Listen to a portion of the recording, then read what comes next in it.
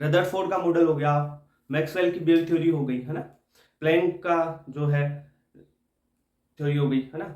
अब अपन आगे चलते हैं ड्यूअल नेचर ऑफ लाइट पे। ड्यूअल नेचर ऑफ लाइट में आप देखो ब्लैक बॉडी रेडिएशन पढ़ोगे, फोटो इलेक्ट्रिक इफेक्ट पढ़ोगे, रिफ्रैक्शन रिफ्लेक्शन वगैरह, वो तो फिजिक्स में आ जाएगा। पर यहाँ पे जो आपकी केमिस्ट्री में दे रखा है वो एनर्जी है, मोमेंटम है, फोटो इलेक्ट्रिक इफेक्ट भी है, ठीक है, ब्लैक बॉडी रेडिएशन है। इन सभी के बारे में अपन देखेंगे, फिर बोहर मॉडल के बारे में देखेंगे, है ना। तो जनरली अभी शुरू करते हैं अपन। देखो टॉपिक डालो। जो लाइट होती है ना, उसका ड्यूअल नेचर होता है, ड्यूअल नेचर ऑफ लाइट। अब सर ड्यूअल नेचर का मतलब क्या है? लाइट या तो पार्टिकल के रूप में हो सकती है या वो वेव के रूप में हो सकती है, या तो पार्टिकल या वेव के रूप में हो सकती है। क्या क्या होगा? देखो दो क्या हो सकते हैं। एक तो अपन बोले तो पार्टिकल नेचर,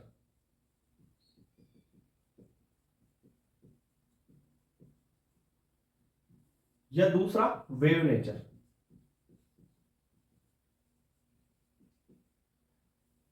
पार्टिकल नेचर में आप देखोगे क्या क्या है, जैसे black body radiation, black body radiation, उसके साथ जो अपन फोटो इलेक्ट्रिक इफेक्ट पढ़ते हैं वो भी आता है। साथ नहीं मतलब वही साथ में पढ़ते हैं। दूसरा है particle nature, photo electric effect, या आप एनर्जी की बात कर लो, मोमेंटम की बात कर लो, इनको भी पार्टिकल नेचर से अपन समझा सकते हैं। Sir wave nature, wave nature के बारे में आप फिजिक्स में पढ़ोगे। अब वेव नेचर में देखो आपका रिफ्लेक्शन आ गया, तो रिफ्लेक्शन के बारे में फिजिक्स में डिटेल में है। आपका रिफ्रैक्शन आ जाएगा, रिफ्रैक्शन आ गया। एक डिफ्रैक्शन होता है ना, इंटरफेरेंस। ये जो वेव नेचर है ना, सारी आप पढ़ोगे फिजिक्स में। इंटरफेरेंस भी पढ़ोगे। इंटरफेरेंस तो दो जगह पढ़ोगे तुम, एसएचएम पढ़ाने से पहले भी थोड़ा एक बार इसके बारे में बताया जाएगा, है ना। और वेव वगैरह पढ़ोगे तो वहां पे बताया जाएगा। एसएचएम में नहीं बताएंगे तो वेव में बताएंगे, और वेव के बाद में आपको ऑप्टिक्स, वेव ऑप्टिक्स वहां पे भी पढ़ाया जाएगा। क्या? इंटरफेरेंस। ठीक है, दो जगह रिफ्लेक्शन रिफ्रैक्शन और डिफ्रैक्शन ऑप्टिक्स में पढ़ाएंगे, है ना। ये दोनों रे ऑप्टिक्स में, डिफ्रैक्शन वेव ऑप्टिक्स में, इंटरफेरेंस वेव ऑप्टिक्स में, और इंटरफेरेंस वेव में भी पढ़ाया जाता है 11th क्लास में, है ना।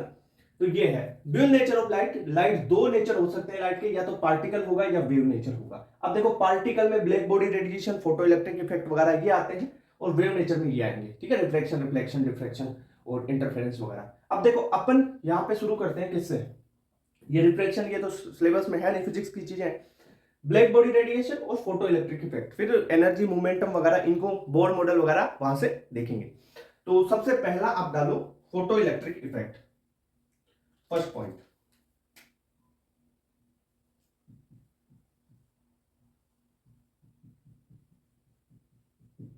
फोटो इलेक्ट्रिक इफेक्ट,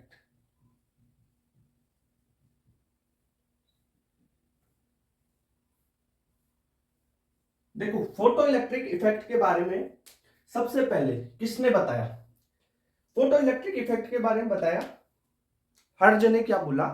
मान लो कोई मेटल की सरफेस है, उसने बोला कि सोडियम ले लिया मैंने, या कोई मेटल ले लिया, है ना, उसकी सरफेस पे मैं एनर्जी डालता हूं, एनर्जी डालता हूं, ये सोडियम है, इसकी सरफेस पे एनर्जी डालता हूं तो इलेक्ट्रॉन इजेक्ट होते हैं। बस ऐसा थोड़ा बहुत आइडिया दिया, थ्योरेटिकली उसको मैथमेटिकली प्रूव नहीं किया उसने, थ्योरेटिकली एक कॉन्सेप्ट बता दिया कि इस मेटल की सरफेस पे मैं लाइट डाल रहा हूं, कुछ एनर्जी डाल रहा हूं तो इलेक्ट्रॉन निकल रहे हैं, इमिट हो रहे हैं, ऐसा कुछ बोला।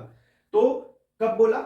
जो हर्ज थे उन्होंने, हेल्महोल्ट्ज हर्ज, तो एच हर्ज, हर्ज ने बोला था कि लगभग 1887 में बताया था। इसके बाद में कौन आया? आइंस्टीन आ गए।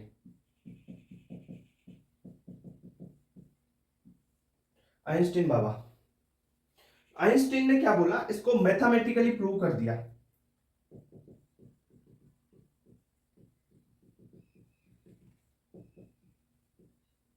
मैथमेटिकल प्रूव किया मतलब क्या बोला उसने? हर्ज ने क्या बोला कि कोई मेटल की सरफेस है,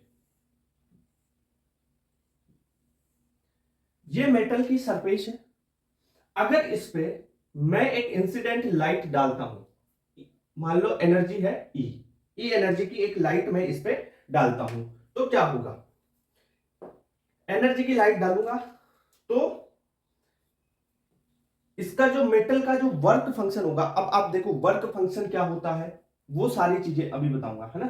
कुछ वर्क फंक्शन होगा और जो इलेक्ट्रॉन है यहां से इमिट होगा, इलेक्ट्रॉन यहां से कुछ वर्क फंक्शन होगा, उस वर्क फंक्शन से ज्यादा लाइट डालूंगा, इलेक्ट्रॉन इमिट होगा, ऐसा कुछ बोला, है ना। अब इसको मैथमेटिकल प्रूव किया, उसकी बात बोलूंगा, पहले आपको एक बार डेफिनेशन बता देता हूं ना, फिर भाई जो फॉर्मूला है इसने मैथमेटिकली वो दिया उसकी बात करेंगे, है ना। तो अपन बात करते हैं, देखो एक बार लिख लो, क्या है कि स्टेटमेंट लिखोगे ना तब ज्यादा क्लियर हो जाएगा, फिर मैं आराम से समझा दूंगा तुम्हारे को, है ना। तो इमिशन, इमिशन हो या ejection of electron from metal surface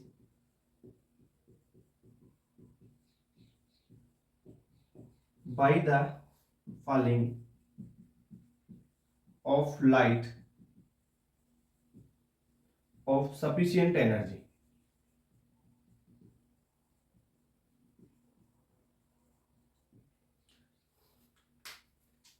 देखो इसने बोला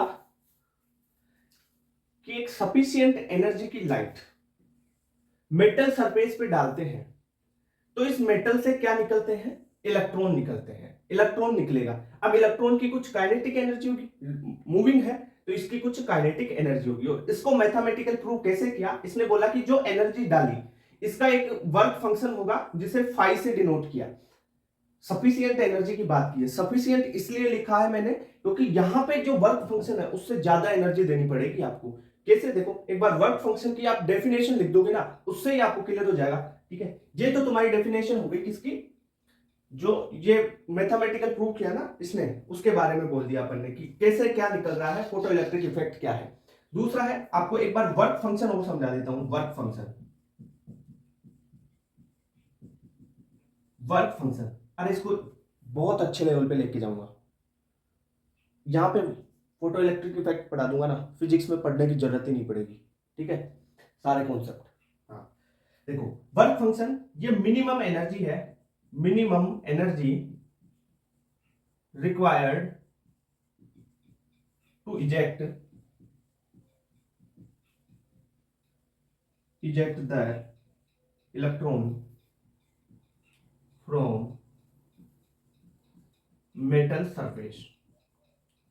अब मेटल का कुछ वर्क फंक्शन होगा, वो ही मिनिमम एनर्जी जो इलेक्ट्रॉन को इजेक्ट करवाए, मतलब इससे कम एनर्जी आपने दी, ये मिनिमम एनर्जी वर्क फंक्शन के बराबर मिनिमम एनर्जी दो, वर्क फंक्शन से ज्यादा दो आराम से, कोई दिक्कत नहीं है, इलेक्ट्रॉन आराम से काइनेटिक एनर्जी लेके इजेक्ट हो जाएगा, निकल जाएगा।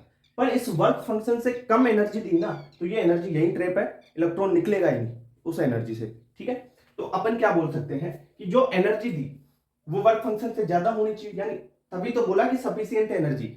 अब देखो इसको कैसे, आप इसने मैथमेटिकल प्रूव किया, ये इलेक्ट्रॉन है, इसकी कुछ काइनेटिक एनर्जी होगी, निकलेगा तो इसने क्या कर दिया भाई, एनर्जी एनर्जी का खेल है, यानी ये एनर्जी दी और ये काम में आ गई यहाँ पे इलेक्ट्रॉन को। अरे इलेक्ट्रॉन यहाँ पे मेटल है तो उसके कोर्स में बंधे हुए तो होंगे ना, उस बॉन्ड्स को इसको निकालने के लिए वहां का अट्रैक्शन भी लग रहा होगा, ठीक है। तो इस इलेक्ट्रॉन को यहाँ पे निकाल, यहाँ पे आ गया, फिर इसको सरफेस तक लाया गया तो एनर्जी लगेगी, तो इस वर्क फंक्शन से ज्यादा एनर्जी होगी ना तो इस सरफेस से बाहर तब निकल पाएगा, ठीक है। और फिर निकला, जितनी ज्यादा ज्यादा एनर्जी होगी तो वो काइनेटिक एनर्जी के रूप में होगी। तो अपन क्या बोल सकते हैं, आइंस्टीन ने बोला कि जो एनर्जी अपन ने डाली है, इंसिडेंट एनर्जी ये, ठीक है, is equal to energy of photon, बोल सकते हैं अपन, ये फोटोन की एनर्जी है। अरे भाई लाइट, मैंने आपको ये बताया ना कि फोटोन्स के रूप में, क्वांटा के रूप में लाइट आ रही है ना। तो एनर्जी आई यहाँ पे, इंसिडेंट हुई, तो कुछ एनर्जी वर्क फंक्शन का काम करने में, भाई वर्क फंक्शन से इसका कार्यफलन कितना है, यहां से इलेक्ट्रॉन यहां से यहां तक सरफेस तक लाया, उसके बाद में वो इलेक्ट्रॉन निकलेगा, और निकलेगा तो कुछ एनर्जी के साथ में, कुछ वेलोसिटी के साथ में निकलेगा। तो काइनेटिक एनर्जी क्या होती है, हाफ mv स्क्वायर, वो एनर्जी लेके निकलेगा। भाई कुछ वेलोसिटी होगी, उसकी स्पीड होगी, तो वो एनर्जी लेके निकलेगा, ठीक है sir. Plus kinetic energy of electron, ऐसे बोल सकते हैं। अब देखो एनर्जी को क्या लिख सकते हैं, एनर्जी का फॉर्मूला बताया था आपको। एनर्जी क्या होती है, एनर्जी बराबर एच एफ या एच न्यू, फ्रीक्वेंसी ना, एफ को फ्रीक्वेंसी या न्यू फ्रीक्वेंसी के रूप में लिख सकते हो, एच एफ लिख देते हैं। इसको लिख दिया मैंने h f is equal to 5 plus kinetic energy max. Again निकलेगी तो कुछ मैक्सिमम काइनेटिक एनर्जी लेके ही तो निकलेगा, उसकी बात करेंगे, मिनिमम चीजों की तो बात करेंगे ही नहीं यहाँ पे। ओके, तो एक फॉर्मूला और बना दे इसका, फाई नॉट, फाई या फाई नॉट लिख सकते हो कार्यफलन को। काइनेटिक एनर्जी क्या होती है, ये ईवी नॉट के रूप में लिख सकते हैं इसको, ठीक है, वोल्टेज के रूप में। तो ये ईवी नॉट मैक्स, ठीक है। या अपन बोल सकते हैं कि h f is equal to 5 plus half m v square. तो ये आपकी फोटो इलेक्ट्रिक इफेक्ट की इक्वेशन है। मेन इक्वेशन यही है ना, काइनेटिक एनर्जी को ही मैंने ईवी नॉट लिखा है या हाफ एम वी स्क्वायर लिखा है, बस उसी से चेंज किया है, सारी चीजें वही है ना। तो आप ये फॉर्मूले, इस फॉर्मूले पे बहुत क्वेश्चन आते हैं, लगभग पीवाईक्यू भरे पड़े हैं कि इस फॉर्मूले पे। फोटो इलेक्ट्रिक इफेक्ट में सबसे ज्यादा काम आने वाला फॉर्मूला ये है, ठीक है। तो इसको लर्न करो एक बार। अब देखो आगे बढ़ते हैं, थोड़ा नोट करो इसको। ये हो गया, देखो अब जो फोटो इलेक्ट्रिक इफेक्ट है उसकी कंडीशन क्या होगी उसकी बात करते हैं ना, कि कब ये हो सकता है। जनरली मैंने बोला कि सफिशिएंट एनर्जी, अब वो सफिशिएंट एनर्जी क्या है उसकी बात कर लेते हैं, ठीक है।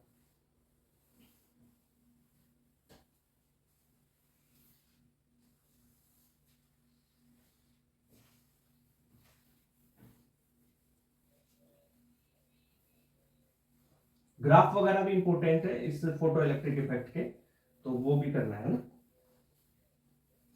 फिजिक्स में भी काम आते हैं ये चीजें।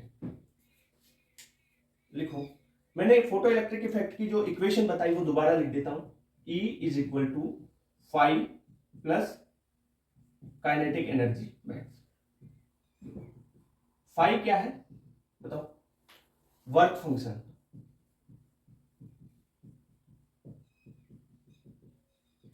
अब लिखो condition for photo electric effect, PEE, ठीक है। फोटो इलेक्ट्रिक इफेक्ट, कब फोटो इलेक्ट्रिक इफेक्ट होगा, आपने जो इंसिडेंट एनर्जी डाली है वो वर्क फंक्शन से ज्यादा होनी चाहिए, तभी फोटो इलेक्ट्रिक इफेक्ट क्यों होगा भाई, इलेक्ट्रॉन को तभी वहां से उस मेटल सरफेस से अपन निकाल पाएंगे, ठीक है। तो पहली कंडीशन आप लिखो, पहली कंडीशन एनर्जी ऑफ फोटोन। भाई फोटोन की तो एनर्जी यही है, और एनर्जी फोटोन के रूप में आ रही है, ठीक है, डिसकंटिन्यूअस क्वांटाइज सारी चीजें बताई हुई है ना। तो फोटोन की एनर्जी है वो ज्यादा होनी चाहिए किससे, वर्क फंक्शन से। वर्क फंक्शन को आप देखो फाई नोट, फाई से भी डिनोट कर सकते हैं, फाई से, या इसको डब्ल्यू नोट से भी कई बार डिनोट किया जाता है। तो ये है वर्क फंक्शन, यहां पे लिख लो वर्क फंक्शन, वर्क फंक्शन। या दूसरी बात क्या बोल सकता हूं मैं, देखो ये भी एनर्जी है वर्क फंक्शन, ये भी एनर्जी है। अगर मैं फ्रीक्वेंसी की बात करूं तो फ्रीक्वेंसी ऑफ फोटोन, फोटोन की जो फ्रीक्वेंसी है वो ज्यादा होनी चाहिए किससे, जो आपका मेटल है ना, मेटल, उसके वर्क फंक्शन की फ्रीक्वेंसी, या बोल सकता हूं थ्रेशोल्ड फ्रीक्वेंसी। अब थ्रेशोल्ड फ्रीक्वेंसी क्या है उसकी भी बात करेंगे अपन, ठीक है भाई। थ्रेशोल्ड फ्रीक्वेंसी वर्क फंक्शन के जैसे ही है कि वो मिनिमम एनर्जी, जिससे ज्यादा एनर्जी का जिससे ज्यादा फ्रीक्वेंसी की एनर्जी आने पर इलेक्ट्रॉन इमिट होगा, तो वो मिनिमम एनर्जी क्या कहलाएगी, यानी ये मिनिमम एनर्जी है एफ नोट, इसे बोलते हैं थ्रेशोल्ड फ्रीक्वेंसी। इससे ज्यादा फ्रीक्वेंसी होगी फोटोन की और लाइट इंसिडेंट होगी, तभी इलेक्ट्रॉन इजेक्ट होगा, तभी फोटो इलेक्ट्रिक इफेक्ट होगा। तो इसे बोलते हैं थ्रेशोल्ड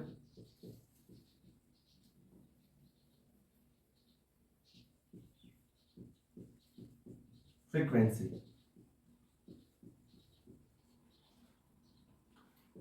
एफ नोट को, ठीक है। और ये है फोटोन की फ्रीक्वेंसी। अब एक चीज पढ़ी होगी आपने, अभी बताई थी, ई बराबर एक होता है एच एफ, और दूसरा फॉर्मूला क्या होता है, ई बराबर एच सी अपॉन लेमडा। अब यहां पे मेरे को एक चीज बताओ, एनर्जी और फ्रीक्वेंसी में तो डायरेक्टली प्रोपोर्शनल का रिलेशन है। अगर मैं बात करूं एनर्जी और लेमडा में, लेमडा क्या है? लेमडा होता है वेवलेंथ, ठीक है, लेमडा होता है वेवलेंथ। एनर्जी और वेवलेंथ में कैसा रिलेशन है? Inversely proportional. Energy and wavelength are inversely proportional to each other and frequency and energy are directly proportional to each other. तो क्या होगा यहां पे देखो कि एनर्जी, जो फ्रीक्वेंसी बढ़ी तो एनर्जी भी बढ़ी। अगर एनर्जी बढ़ाओगे तो लेमडा घटेगी, लेमडा बढ़ेगी तो एनर्जी घटेगी, ये चीज होगी। तो यहां पे मैं बोल सकता हूं कि जो वेवलेंथ ऑफ फोटोन है वो कम होनी चाहिए। क्वेश्चन यहीं से ज्यादातर फंसता है, क्योंकि अपन ये पढ़ के जाते हैं कि फोटोन की एनर्जी ज्यादा होनी चाहिए, फोटोन की फ्रीक्वेंसी ज्यादा होनी चाहिए। अरे लेमडा का रिलेशन होता है इनवर्सली प्रोपोर्शनल। तो फ्रीक्वेंसी ज्यादा है, एनर्जी ज्यादा है, तो लेमडा क्या होगी? कम होगी, यही तो है। अगर एनर्जी ज्यादा है तो वेवलेंथ क्या होगी? कम होगी, लेमडा कम होगी। तो लेमडा फोटोन से ज्यादा होनी चाहिए, लेमडा नोट, यानी इसे बोलते हैं थ्रेशोल्ड, थ्रेशोल्ड वेवलेंथ। क्लियर बात? यानी थ्रेशोल्ड वेवलेंथ अगर ज्यादा होगी, थ्रेशोल्ड वेवलेंथ ज्यादा होगी तभी फोटो इलेक्ट्रिक इफेक्ट होगा। तो ये चीज आपको समझ में आनी चाहिए। फोटो इलेक्ट्रिक इफेक्ट में कंडीशन भी पूछी जा सकती है। इसकी जो इक्वेशन है, energy of photon is equal to work function plus kinetic energy max, इससे भी क्वेश्चन आ सकता है। ये बात हो गई। अब देखो कुछ इसके जो ग्राफ्स है उनको ड्रॉ कर लेते हैं। अब देखो ये तो होगी कंडीशन। अब देखो इसके ग्राफ कैसे बनते हैं, एक बार काइनेटिक एनर्जी और फ्रीक्वेंसी में ग्राफ देखते हैं इसका। देखो मैं इसकी इक्वेशन को एक बार लिखता हूं। देखो मैंने क्या बोला था, energy is equal to phi यानी work function plus kinetic energy max. Energy को क्या लिख सकता हूं? H f is equal to phi को क्या लिख सकता हूं? वर्क फंक्शन है ये एनर्जी के रूप में, तो एच एफ नोट यानी थ्रेशोल्ड फ्रीक्वेंसी के रूप में प्लस काइनेटिक एनर्जी। अब इसको अगर मैं ऐसे कर दूं, काइनेटिक एनर्जी और फ्रीक्वेंसी में मेरे को ग्राफ बनाना है, तो काइनेटिक एनर्जी देखो ग्राफ किस किस में प्लॉट करना है पहले वो देखो आप। ये लिया, यहां पे मैंने फ्रीक्वेंसी ले ली और यहां पे ले लिया काइनेटिक एनर्जी, यानी वाई एक्सिस पे काइनेटिक एनर्जी। तो kinetic energy is equal to h f minus h f nought, यही तो होगा। अरे काइनेटिक एनर्जी को यहां पे रखा, एच एफ नोट को इधर भेज दिया तो माइनस एच एफ नोट हो गया। अब देखो इसकी मैं y बराबर एम एक्स प्लस सी से तुलना करके ग्राफ बना देता हूं। ये y एक्सिस पे काइनेटिक एनर्जी बराबर x एक्सिस पे क्या है आपका f है, तो ये हो गया एम एक्स प्लस सी। अब सी क्या है? सी हो गया तुम्हारा माइनस एच एफ नोट, यानी इंटरसेप्ट है ना वो नेगेटिव में आएगा। स्लोप है एच है, स्लोप तो एच है, पॉजिटिव में है, कोई दिक्कत नहीं है। तो इसकी ग्राफ बनाना चाहें अपन तो कैसे ग्राफ बनाएंगे? देखो एक चीज ध्यान रखना, स्लोप है एच, एक्स पे क्या है? फ्रीक्वेंसी। तो हर फ्रीक्वेंसी पे फोटो इलेक्ट्रिक इफेक्ट शुरू हो जाता है क्या? फोटो इलेक्ट्रिक इफेक्ट की कंडीशन ये थी कि फ्रीक्वेंसी थ्रेशोल्ड फ्रीक्वेंसी से ज्यादा होनी चाहिए। तो मैं बात करूं अगर यहां पर इस पॉइंट पे एफ नोट है, ठीक है, इस पॉइंट पे क्या है? जो फ्रीक्वेंसी है वो ज्यादा है एफ थ्रेशोल्ड फ्रीक्वेंसी पे, तभी ग्राफ स्टार्ट होगा यहां से, जीरो से तो नहीं होगा ना। ये कंडीशन देखा है सेकंड वाली, मतलब ये कंडीशन तुम्हारी 2 और 3। भाई फ्रीक्वेंसी जब थ्रेशोल्ड फ्रीक्वेंसी से ज्यादा होगी ना तभी फोटो इलेक्ट्रिक इफेक्ट शुरू होगा। तो इसे नीचे बढ़ा दो। और अब देखो यहां से H मतलब क्या है? डायरेक्टली प्रोपोर्शनल आ रहा है स्लोप, यानी पॉजिटिव है, तो ये ग्राफ बन गया। ठीक है सर, इसकी स्लोप क्या हो गई? स्लोप आ गई H। अब इसको अगर मैं नीचे बनाऊं ऐसे, तो ये यहां तक आ रहा है, तो ये आपका इंटरसेप्ट हो गया और ये नेगेटिव में आ रहा है। इंटरसेप्ट कितना था? C, एच एफ नॉट, ये है इंटरसेप्ट। क्लियर बात? ओके, स्लोप है एच, फ्रीक्वेंसी और काइनेटिक एनर्जी में ये ग्राफ हो गया। अब कहीं आपको अगर ऐसा ग्राफ दे देना काइनेटिक एनर्जी एंड फ्रीक्वेंसी ये, तो ये गलत है। ऐसा ग्राफ होगा ही नहीं भाई, वो जीरो से स्टार्ट होगी ही नहीं। वो स्टार्ट ही तब हो रहा है कि फोटोन की फ्रीक्वेंसी जो थ्रेशोल्ड फ्रीक्वेंसी से ज्यादा है तब इलेक्ट्रॉन निकलना चालू होगा, तभी तो इलेक्ट्रॉन निकलना चालू होगा, वहां से ही तो अपन ग्राफ प्लॉट करेंगे। भाई इलेक्ट्रॉन ही नहीं निकल रहा है तो फोटो इलेक्ट्रिक इफेक्ट होगा ही नहीं वहां पे। समझ रहे हो बात? तो ये चीज है, तो इसको एक बार नोट कर लो, आ सकता है क्वेश्चन यहां से। तो लिया? ओके। अब देखो एक दो पॉइंट और बताता हूं आपको, बहुत अच्छे अच्छे।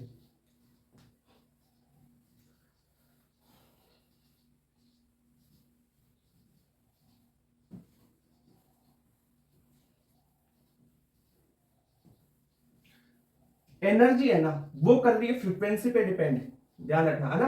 और इंटेंसिटी किस पे, नंबर ऑफ फोटोन। चलो वो लिखवाई देता हूं आपको, देखो अपन फ्रीक्वेंसी और एनर्जी साथ में इंटेंसिटी की बात कर लेंगे, है ना। तो पॉइंट लिखो,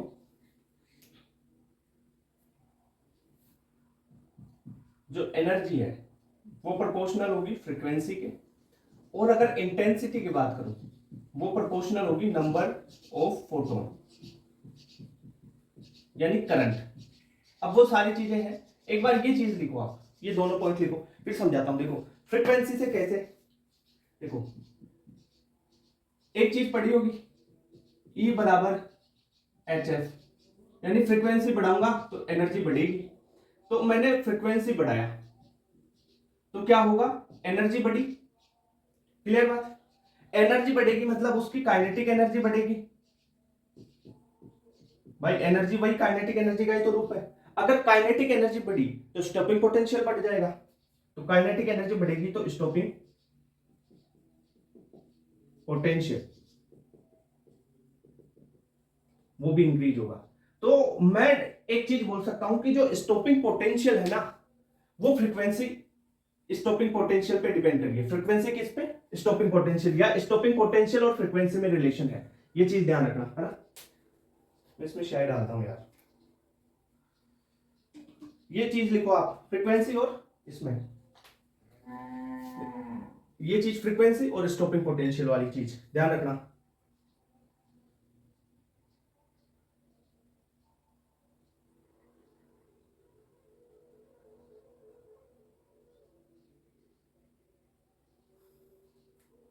अब इंटेंसिटी का भी इसके साथ में ही देख लेंगे अपन, है ना। फिजिक्स वाली दिक्कत भी खत्म हो जाएगी। फिजिक्स में आती है बहुत बार ये क्वेश्चन आया हुआ है। करंट पे कैसे क्या है वो चीज, है ना। हाँ, तुम्हारे यहाँ पे तो केमिस्ट्री में तो नहीं आएगा वो करंट वाला, और फिजिक्स में आएगा, तो एक बार उसको पूरा रिलेशन ही बता देता हूँ ना मैं। देखो दूसरी बात, इंटेंसिटी नंबर ऑफ फोटोन पे डिपेंड कर रही है। तो इंटेंसिटी बढ़ाया, आई बढ़ाऊंगा, आई का मतलब है इंटेंसिटी, यहां पे लिख लो, आई का मतलब है इंटेंसिटी।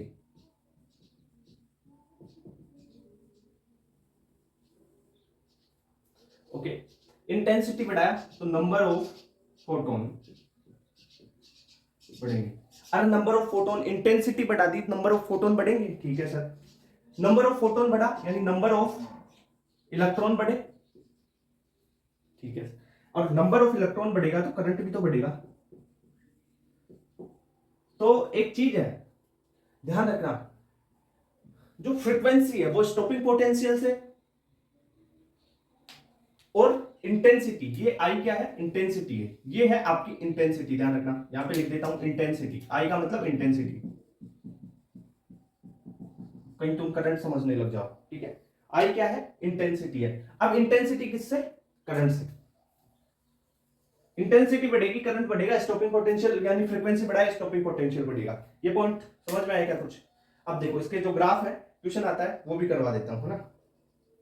जैसे मैं लिखूं काइनेटिक एनर्जी और इंटेंसिटी में ग्राफ, ये है काइनेटिक एनर्जी और यहां पे इंटेंसिटी। तो काइनेटिक एनर्जी और इंटेंसिटी पे कोई डिपेंडेंसी है क्या, नहीं।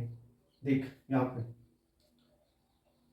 फ्रीक्वेंसी है वो काइनेटिक एनर्जी है, फ्रीक्वेंसी बढ़ेगी एनर्जी बढ़ेगी, काइनेटिक एनर्जी बढ़ेगी, ये चीज है।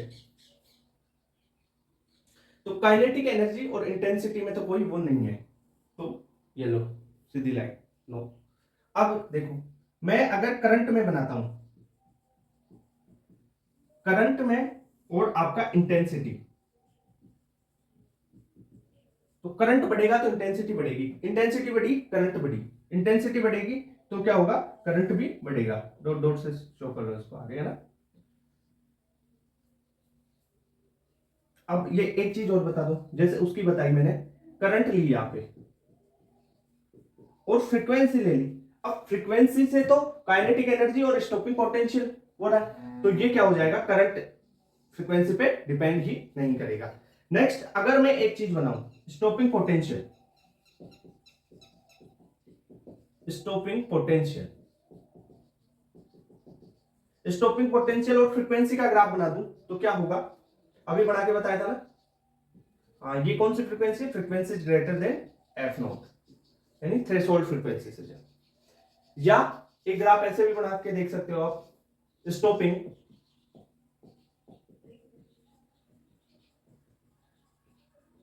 स्टॉपिंग पोटेंशियल, ठीक है। और मैं बनाऊं अगर है इंटेंसिटी में, तो स्टॉपिंग पोटेंशियल इंटेंसिटी पे डिपेंड ही नहीं कर रहा, ठीक है। ये चीज ध्यान रखना भाई, डिपेंड नहीं कर रहा ना इंटेंसिटी पे। कहां पे, intensity, current, number of electron, ये चीजें है ना। तो ये देखो, अरे अच्छे ग्राफ है। एक बात बोलूं, तेरे फिजिक्स के टीचर भी इतना इलोबरेट नहीं करते। हो गया, अब देख 1 2 3 कर दिया सबको साफ।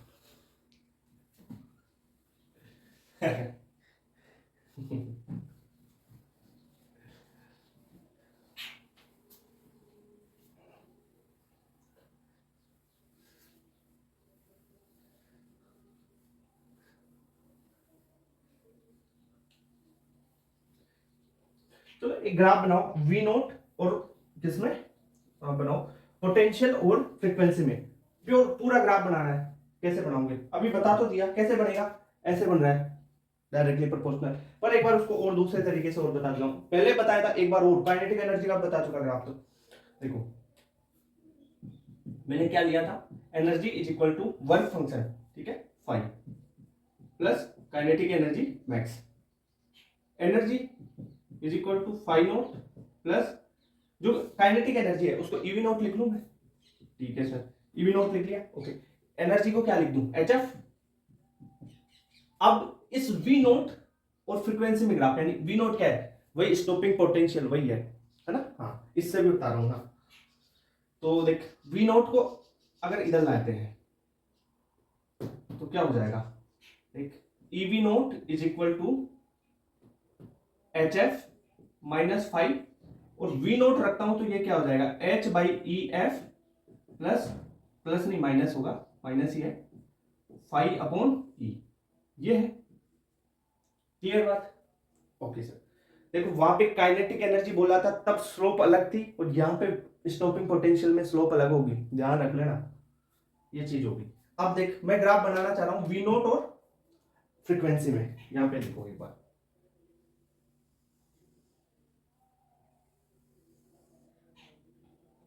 ये मैंने ली फ्रीक्वेंसी और ये ली वी नोट, तो y एक्सिस पे वी नोट रखना है। तो कैसे कर दूं मैं इसको, y is equal to m x plus c से। अब यहाँ पे y पे स्टॉपिंग पोटेंशियल है, कोई दिक्कत नहीं है। स्लोप क्या होगी, m क्या है, स्लोप है, और स्लोप क्या होगी, h बाई ई, ठीक है, ठीक है। और c क्या है, इंटरसेप्ट क्या है, माइनस 5 अपॉन ई है, ये ध्यान रखना है। इसको बोलते हैं c क्या है, इंटरसेप्ट होता है। अब देख ग्राफ शुरू होगा कहां से, ऐसी फ्रीक्वेंसी थ्रेशोल्ड फ्रीक्वेंसी से ज्यादा पे, तो मान लो इस पॉइंट से शुरू करते हैं अपन, ये पॉइंट है आपका f is greater than F note, यानी फ्रीक्वेंसी ज्यादा है थ्रेशोल्ड फ्रीक्वेंसी से। स्लोप की कोई दिक्कत नहीं, स्लोप है पॉजिटिव, पॉजिटिव स्लोप है, बना दो पॉजिटिव स्लोप, ग्राफ नीचे तक भी जाएगा, ठीक है सर। इंटरसेप्ट क्या है, इंटरसेप्ट तुम्हारा है नेगेटिव में, इंटरसेप्ट कहां पे, नेगेटिव में, तो इंटरसेप्ट ये बनेगा नेगेटिव। देखो इसको डॉट डॉट नीचे लाओगे यहां तक, तो ये आपका सी है, ये है सी, और ये है माइनस 5 अपॉन ई, ये हो गया। इसकी स्लोप की बात करूं मैं, स्लोप होगी h upon e, Planck constant by e, ठीक है सर। तो ये चीज आपको पता होनी चाहिए भाई। ये ग्राफ हो गया है ना, और एक दो ग्राफ और है वो करवा देता हूं ना, फालतू फिजिक्स में और पढ़ोगे फिर। हो गया,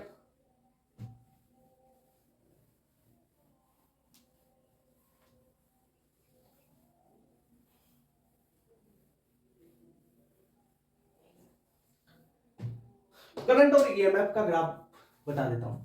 सर आप तो फिजिक्स में चले गए हैं, देखिए एक बार देख ले, काम आएगा।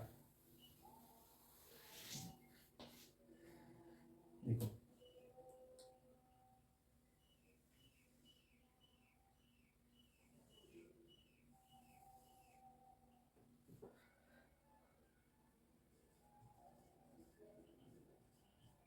ये है आपका करंट, ठीक है, ओके सर। इंटेंसिटी और वी नोट, वी है ये, वी नोट यानी स्टॉपिंग पोटेंशियल, तो खत्म कहां पे होगा ग्राफ, स्टॉपिंग पोटेंशियल पे, यानी इनिशियल शुरू कर देंगे या खत्म, वही बात बोल रहा हूं। मान लो शुरू किया मैंने वी नोट से, तो ग्राफ बनाता हूं, आपको बताना है इंटेंसिटी की वैल्यू बताएंगे आप, है ना। देखो ये इस करंट पे इंटेंसिटी तो क्या होगी, ये करंट और इंटेंसिटी देखें अपन, तो ये अगर इंटेंसिटी है तो ये फिक्स होगी ना यहाँ पे, तो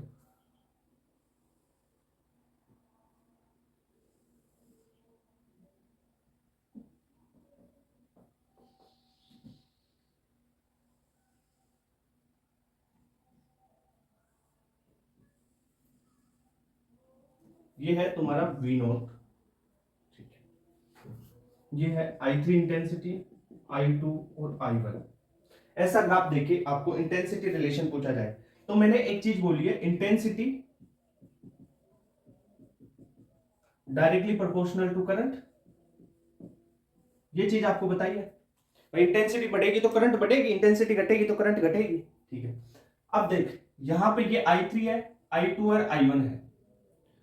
जैसे जैसे मैं इंटेंसिटी बढ़ाऊंगा यानी करंट बढ़ाऊंगा तो इंटेंसिटी बढ़नी चाहिए, ये इंटेंसिटी बढ़ेगी तो करंट बढ़ेगी, यही बात बोली मैंने। यहां पे देख I3, I2, I1 ये है इंटेंसिटी,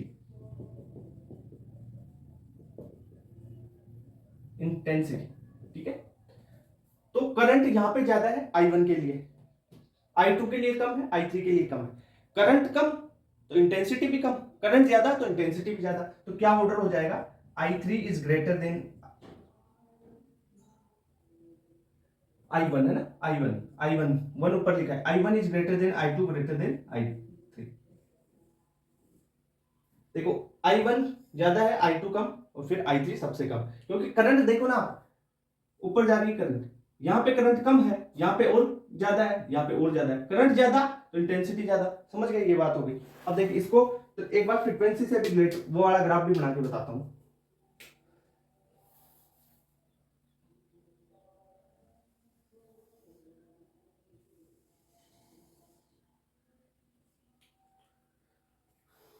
यहां पे वही ईएमएफ ले लूं मैं, ठीक है, यहां पे करंट, अगर मैं फ्रीक्वेंसी का रिलेशन देखूं, ठीक है, ये कोई सैचुरेशन करंट आ गई आपकी, सैचुरेशन करंट पे क्या होगी, ये 1, ये किसी वी नोट पे है, यानी वी नोट मतलब स्टॉपिंग वोल्टेज। अभी बताऊंगा क्वेश्चन क्या करना है, कैसे करना है, क्वेश्चन बना रहा हूं ग्राफ, और मैंने ये बना दिया, ये है वी नोट, वी नोट, ये वी नोट इसको दे दूं मैं 3 दे दिया, इसको वी नोट 2 दे दिया, इसको वी नोट 1 बोल दिया, ठीक है। अब आपको ये बताना है, ये क्या बता रही है, फ्रीक्वेंसी बता रही है, ये है F3, ये है F2 और ये है F1, ये कोई सैचुरेशन करंट थी ना, उस पे आई करंट है ना, स्मॉल आई करंट है। अब बताओ आपको फ्रीक्वेंसी बतानी है, मैंने एक चीज बोली, frequency directly proportional to stopping voltage, stopping potential, ठीक है। जैसे जैसे स्टॉपिंग पोटेंशियल बढ़ेगा, यहां पे देखो V3 ज्यादा है, V2 कम है, V नोट और भी कम है, ठीक है। V3 ज्यादा है ना, देखो ओरिजिन से देख लो, V3 ज्यादा है, V2 कम है और V1 और भी कम है, तो पोटेंशियल कम तो फ्रीक्वेंसी कम, पोटेंशियल ज्यादा यानी स्टॉपिंग पोटेंशियल ज्यादा तो फ्रीक्वेंसी ज्यादा, तो यहाँ पे ऑर्डर क्या हो जाएगा, F3 is greater than F2 is greater, F2 से छोटा हो जाएगा F1, ठीक है। ये अपन ने स्टॉपिंग पोटेंशियल के बेसिस पे कर लिया ये चीजें। तो I hope photo electric effect के सारे कॉन्सेप्ट, सारे क्वेश्चन आपसे हो जाएंगे, फिजिक्स का भी क्वेश्चन कर सकते हो आप इससे, है ना। तो ये नोट करो यहाँ तक, अच्छे क्वेश्चन है, फिजिक्स में भी आएंगे ये।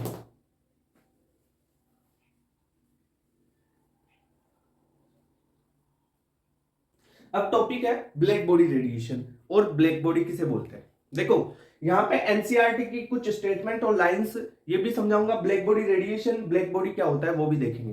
पर देखो नीट और जेईई मेंस में क्वेश्चन आता है इसका वेवलेंथ और इंटेंसिटी के साथ ग्राफ से। देखो जेईई मेन में भी क्वेश्चन आया वेवलेंथ और जो इसकी इंटेंसिटी और टेम्परेचर में रिलेशन में ग्राफ बनाते हैं ना वहां से, और नीट में भी पीवाईक्यू आया हुआ है, और फिजिक्स में भी आप ब्लैक बॉडी के बारे में पढ़ते हैं, ठीक है, पढ़ते हो मुझे पता है।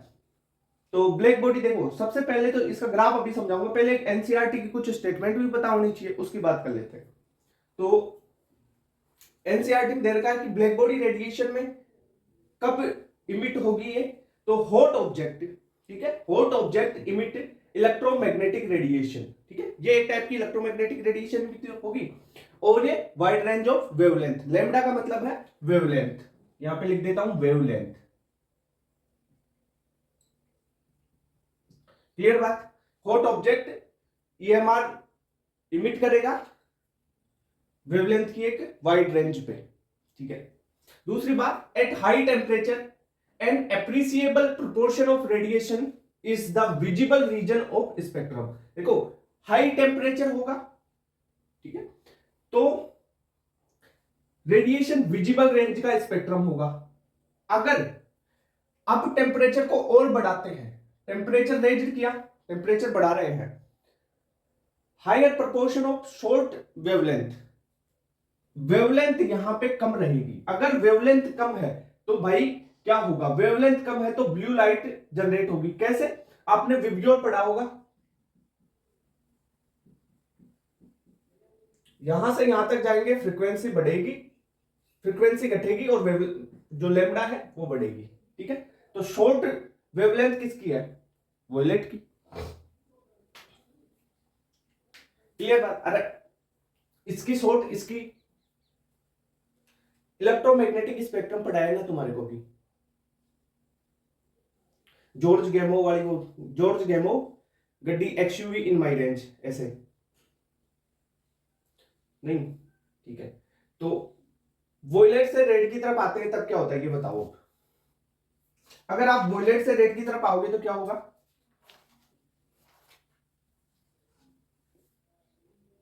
वेवलेंथ बढ़ेगी, और रेड से वॉयलेट की तरफ आएंगे वेवलेंथ घटेगी, ये वो चीज है, ठीक है। अगर टेम्परेचर बढ़ाएंगे, हायर प्रोपोर्शन में शॉर्ट वेवलेंथ लेंगे तो ब्लू लाइट जनरेट होगी, क्लियर बात। दूसरी है intensity of radiation of different wavelength emit by hot body depend on its temperature. अब टेम्परेचर पे भी डिपेंड करेगी, कैसे डिपेंड करेगी, बस वो सबसे इंपॉर्टेंट है, ये तो लाइनें ऐसे ही है, आपको याद रखना है ये वाली बात। क्या, टेम्परेचर बढ़ाएंगे तो जो वेवलेंथ इमिट होगी वो कम वाली होगी, ठीक है। टेम्परेचर बढ़ाओगे तो कम वेवलेंथ, अब वेवलेंथ यहां से देख सकते हो, विब्योर वाली चीज बता रखी है तुम्हारे को, टेम्परेचर बढ़ाओगे कम वेवलेंथ की एनर्जी वाली, कम वेवलेंथ वाली एनर्जी इमिट होगी, ठीक है, या कम वेवलेंथ इमिट होगी, इतनी बात क्लियर। अब ये काम आएगा, ग्राफ वगैरह बनाएंगे ना उसमें सारी चीजें आपको ये याद रखना है, ये पॉइंट है ना। अब ब्लैक बॉडी क्या है, देखो एक आइडियल बॉडी है जो 100% एब्जॉर्प्शन और 100% रिफ्लेक्शन शो करेगी। कैसे, देखो इमिट और एब्जॉर्ब रेडिएशन को करती है ये, कैसे, एक बार इसकी डेफिनेशन लिखते हैं फिर इसको समझाते हैं, है ना। Ideal body which emits and absorb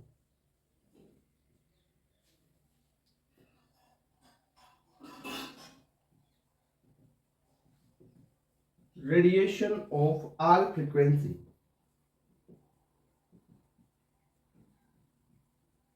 uniformly, ठीक है, उसे ही ब्लैक बॉडी कहते हैं। तो इस आइडियल बॉडी को क्या बोलेंगे, ब्लैक बॉडी। अब देखो सारी फ्रीक्वेंसी को वो एब्जॉर्ब भी कर रही है और इमिट भी कर रही है, एक ऐसी बॉडी जिसपे किसी भी फ्रीक्वेंसी की लाइट आ रही है उससे कर रही है एब्जॉर्ब और इमिट भी कर रही है, किसी भी फ्रीक्वेंसी की हो चाहे, ठीक है। ये नहीं सोचेगा कि मैं इस फ्रीक्वेंसी को इमिट नहीं करूं या इस फ्रीक्वेंसी को एब्जॉर्ब नहीं करूं, तभी तो ब्लैक बॉडी कहलाता है ये, ठीक है। तो मतलब 100% इमिट्स और 100% एब्जॉर्ब करेगी। ओके सर, इतनी बात क्लियर। देखो जैसे एग्जांपल की बात करूं तो मैं कार्बन ब्लैक की बात कर लेता हूं। Carbon black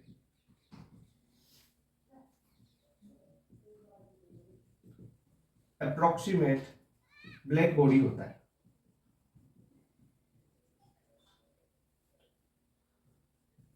a body, black body है ना, black body is thermal, is in thermal equilibrium with its surrounding। देखो जो ब्लैक बॉडी है वो थर्मल इक्विलिब्रियम में रहेगी सराउंडिंग के साथ में, ठीक है। ब्लैक बॉडी थर्मल इक्विलिब्रियम में रहती है सराउंडिंग के साथ में, ये चीज होगी। और एनसीईआरटी की कुछ स्टेटमेंट्स लिखते हैं, the amount of light emitted, यानी इंटेंसिटी ऑफ रेडिएशन हो गया ये,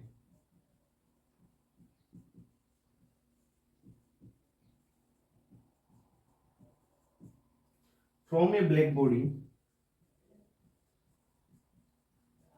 black body and it's,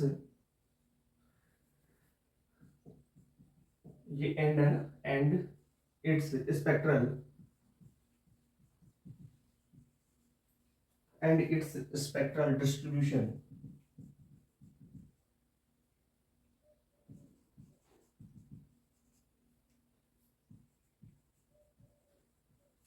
depends upon only on temperature। अब ये चीज तो मैं पहले ही बता चुका तुम्हारे को कि टेम्परेचर पे डिपेंड कर रही है ना। The amount of light emitted from A black body and it's spectral distribution depend on only temperature. आपको ध्यान रखना है जो इमिट हो रही है वेवलेंथ वो टेम्परेचर पे डिपेंड करेगी ब्लैक बॉडी की, और उसी से क्वेश्चन आएगा तो ठीक है, क्योंकि जेई मेंस में और नीट में वही उसी ग्राफ से क्वेश्चन आता है हर बार, ठीक है। मतलब आता नहीं है 2-4 साल में आ गया तो उसी से आता है, ठीक है। तो नोट कर लिया। अब देखो ग्राफ बता देता हूं किस प्रकार से है, आपको कर लोगे। ये तो हो गया, इधर बताऊं, यहाँ पे बता देता हूँ, इसको रिमूव करके ये आगे बताएगा, इधर बताएगा।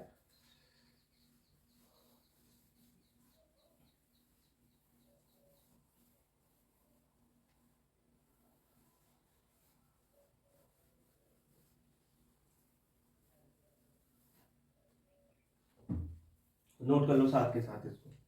देखो मैंने एक चीज बोली आपको, एक चीज ध्यान रखना, इसमें क्या होगा अगर आप इंटेंसिटी बढ़ा रहे, वेवलेंथ जैसे जैसे बढ़ रही है, इंटेंसिटी बढ़ रही है, टेम्परेचर बढ़ेगा। एक पीक टेम्परेचर होगा, इंटेंसिटी मैक्सिमम हो जाएगी, ठीक है। वेवलेंथ बढ़ाओगे तब क्या होगा, टेम्परेचर डिक्रीज, इंटेंसिटी कम होना चालू हो जाएगी। जैसे देखो ग्राफ से बताता हूं इसको मैं, फिर ग्राफ को लिख भी देंगे आपके लिए। ये लिया वाई एक्सिस, इस पे मैंने डाली इंटेंसिटी,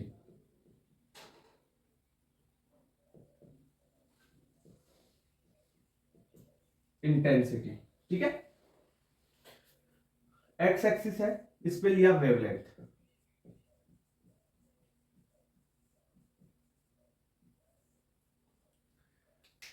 देखो ग्राफ कैसे बनेगा, जैसे जैसे टेम्परेचर बढ़ाओगे, इंटेंसिटी और वेवलेंथ बढ़ाओगे, इंटेंसिटी वेवलेंथ बढ़ाया ग्राफ चला, कुछ एक इंटेंसिटी पे क्या होगा, यहां पे कांस्टेंट हुआ ग्राफ थोड़ा सा, अब क्या होगा, अब ये डिक्रीज होना चालू हो जाएगा, ठीक है।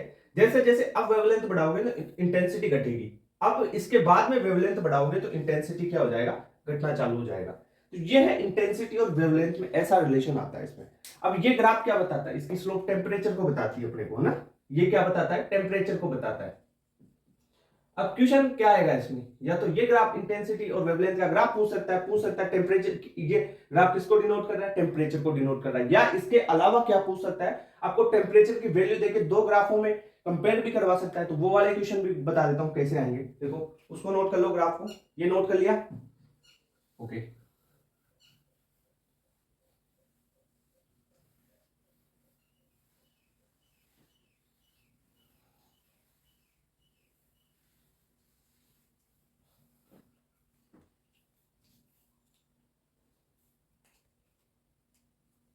देखा हूं, एक टेम्परेचर का रिलेशन बताना है ना। ये है, यहां पे वेवलेंथ ले लेता हूं एक्स एक्सिस पे, और वाई एक्सिस पे इंटेंसिटी ले लेते हैं। मैं ग्राफ प्लॉट करता हूं,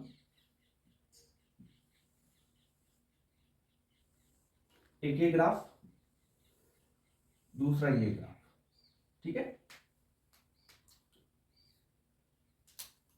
ये T1 टेम्परेचर पे है, या T2 बोल दो, इसको T2 बोल दिया, इसको T1 बोल दिया, ओके। अब आपको रिलेशन बताना है T1 और T2 में। मैंने एक चीज बोली थी क्या, कि वेवलेंथ इमिटेड वो इनवर्सली होगी टेम्परेचर के, यानी टेम्परेचर बढ़ेगा तो जो इमिटेड वेवलेंथ है वो कम होगी, ये बोला था ना। टेम्परेचर इंक्रीज तो इमिटेड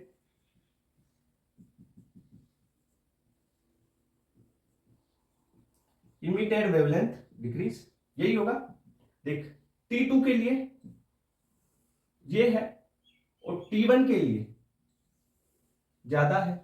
T1 की वेवलेंथ इमिटेड ज्यादा है, अगर वेवलेंथ ज्यादा तो टेम्परेचर कम, और वेवलेंथ कम तो टेम्परेचर ज्यादा, तो T2 ग्रेटर देन क्या होगा, T1। ये बात समझ में आ गई। तो क्वेश्चन आएगा यहीं से, इस टाइप का क्वेश्चन आता है जनरली, ठीक है, ग्राफ से क्वेश्चन पूछा जाता है। अब कुछ बच्चे क्या लगा देंगे, T1 ग्रेटर देन T2 कर देंगे सर, ये देखो ऐसे इस हिसाब से कर देंगे, नहीं होगा भाई, इंटेंसिटी के हिसाब से नहीं चलोगे।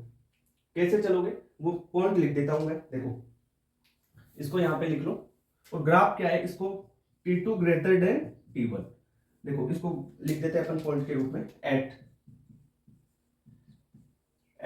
ए given intensity of radiation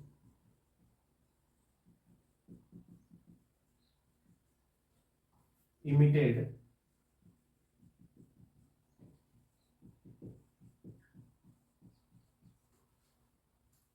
increases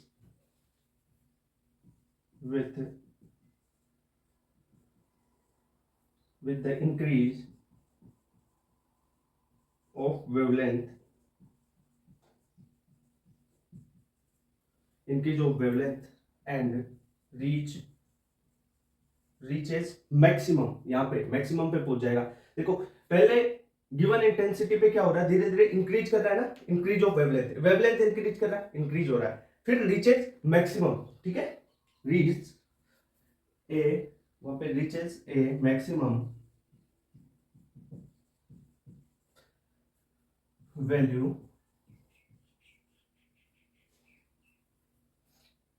सही लिखते हमने, एट ए गिवन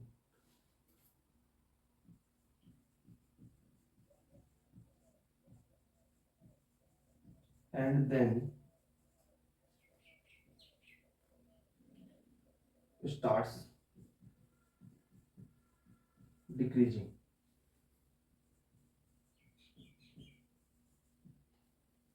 देखो फिर क्या हो रहा है, डिक्रीज होना चालू कर दिया, starts decreasing with further increase of wavelength, increase of wavelength, ये हो गया। अब इस ग्राफ की एक्सप्लेनेशन की है, और क्या किया है, शुरू में क्या होता है, इनिशियली एट गिवन, देखो यहां पे लिख लो, गिवन टेम्परेचर लिखना था ना, यहां पे रुको रुको रुको, eight a given temperature, given temperature पे इंटेंसिटी ऑफ रेडिएशन को emits increase with increase of wavelength, यानी इंटेंसिटी वेवलेंथ के इंक्रीज होने पर इंक्रीज हो रही है, ठीक है। फिर एक सर्टेन वेवलेंथ पे ये क्या हो गई, मैक्सिमम हो गई। फिर इंटेंसिटी वेवलेंथ बढ़ाने पर इंटेंसिटी फिर देखो घट रही है। भाई यहां पे तो देख, इस पॉइंट से यहां तक मैक्सिमम हो गई, पहले तो बढ़ रही है और अब क्या हो गया, घट रही है। देख इस पॉइंट पे यहां पे आ गई, इस पॉइंट पे यहां पे आ गई, समझ रहे हो, तो बाद में घट रही है, वही लिखा है ये। तो ये हुई तुम्हारी ब्लैक बॉडी रेडिएशन। देखो क्वेश्चन आएगा यहां से, याद कर लेना इसको, क्लियर, ओके। तो नेक्स्ट चलते हैं, नोट करो इसको। अब आ जाओ बोह्र के मॉडल पे। देखो जो बोह्र था, अपन जो पार्टिकल नेचर है ना, देखो ब्लैक बॉडी रेडिएशन अपन ने पढ़ा पार्टिकल नेचर वाला, और ये जो है ना फोटो इलेक्ट्रिक इफेक्ट पढ़ लिया पार्टिकल नेचर वाला। अब अपन देख रहे हैं बोह्र मॉडल। जो बोह्र है ये भी पार्टिकल नेचर पे ही काम कर रहा है, यानी एनर्जी मोमेंटम वगैरह इन सारी चीजों की अपन यहां से कैलकुलेशन भी करेंगे। तो ये बोह्र का जो मॉडल है ना, किसके लिए वैलिड होता है, ऐसी स्पीसीज जिसमें एक ही इलेक्ट्रॉन हो। ध्यान रखना, ये लगेगा ही उन स्पीसीज पे जिनमें एक इलेक्ट्रॉन होगा, एक से ज्यादा इलेक्ट्रॉन होगा वहां पे नहीं लगेगा, ठीक है। हाइड्रोजन और हाइड्रोजन लाइक एटम्स पे लगता है, यानी एक इलेक्ट्रॉन। अब हीलियम पे लगाओगे कैसे, हीलियम प्लस कर दोगे, यानी उसमें से एक इलेक्ट्रॉन निकाल दोगे तो हीलियम में एक इलेक्ट्रॉन बचेगा, हीलियम प्लस उस पे लगेगा, लिथियम 2 प्लस पे लगेगा। देखो जैसे मैंने बोला ये हाइड्रोजन पे लग जाएगा, एक इलेक्ट्रॉन है, हीलियम में 2 इलेक्ट्रॉन है, अगर प्लस कर दिया एक इलेक्ट्रॉन निकाल दिया तब लग सकता है, लिथियम 2 प्लस कर दिया, ठीक है, बेरिलियम 3 प्लस कर दिया, ऐसे ऐसे चलता जाएगा, तो उन पे ही लग सकता है ये जिनमें सिंगल इलेक्ट्रॉन हो, पहली बात। दूसरी ये किस पे बेस्ड है, जो क्वांटम थ्योरी है रेडिएशन की and classical law of physics पे ये बेस्ड है, ओके सर। इसके पोस्टुलेट्स के बारे में अपन देखते हैं। इसने क्या बोला, जो बोह्र था उसने बोला कि atom has a nucleus where all proton and neutrons are present, यानी एटम का जो न्यूक्लियस होगा, एटम के न्यूक्लियस में प्रोटॉन और न्यूट्रॉन प्रेजेंट होंगे, और इसकी जो साइज होगी न्यूक्लियस की वो बहुत छोटी होगी, ये बोला। और ये बोला कि ये सेंटर ऑफ एटम में होगा कौन, न्यूक्लियस, इतनी बात बोली। पहला, न्यूक्लियस में प्रोटॉन्स और न्यूट्रॉन्स होंगे, size of nucleus is very low यानी वेरी स्मॉल, एंड सेंटर में होगा न्यूक्लियस एटम के, इतनी बात क्लियर। अब देखो आगे बढ़ो, आगे इसने बोला कि जो इलेक्ट्रॉन्स है वो न्यूक्लियस के अराउंड आपको चक्कर काटते हुए मिलेंगे, ठीक है। तो इलेक्ट्रॉन्स जो नेगेटिव चार्ज है revolve around the nucleus in the same way planets revolve around sun, जैसे सन के चारों तरफ प्लैनेट्स घूमते हैं ना, वैसे ही क्या होगा, इलेक्ट्रॉन न्यूक्लियस के अराउंड घूमेगा ऐसे चारों ओर। क्लियर बात, ये चीज भी समझ में आ गई। इलेक्ट्रॉन का जो पाथ होगा वो सर्कुलर होगा, इसने सर्कुलर बोल दिया, ठीक है, पाथ को। अब आगे देखो, इलेक्ट्रॉन का पाथ सर्कुलर है तो क्या होगा, देखो एक चीज देखो यहां पे, अब प्रोटॉन और इलेक्ट्रॉन है तो इसके बीच में क्या लग रहा होगा, कुछ इलेक्ट्रोस्टैटिक फोर्स भी तो लग रहा होगा, तो उसकी बात कर लेते हैं। द अट्रैक्टिव फोर्स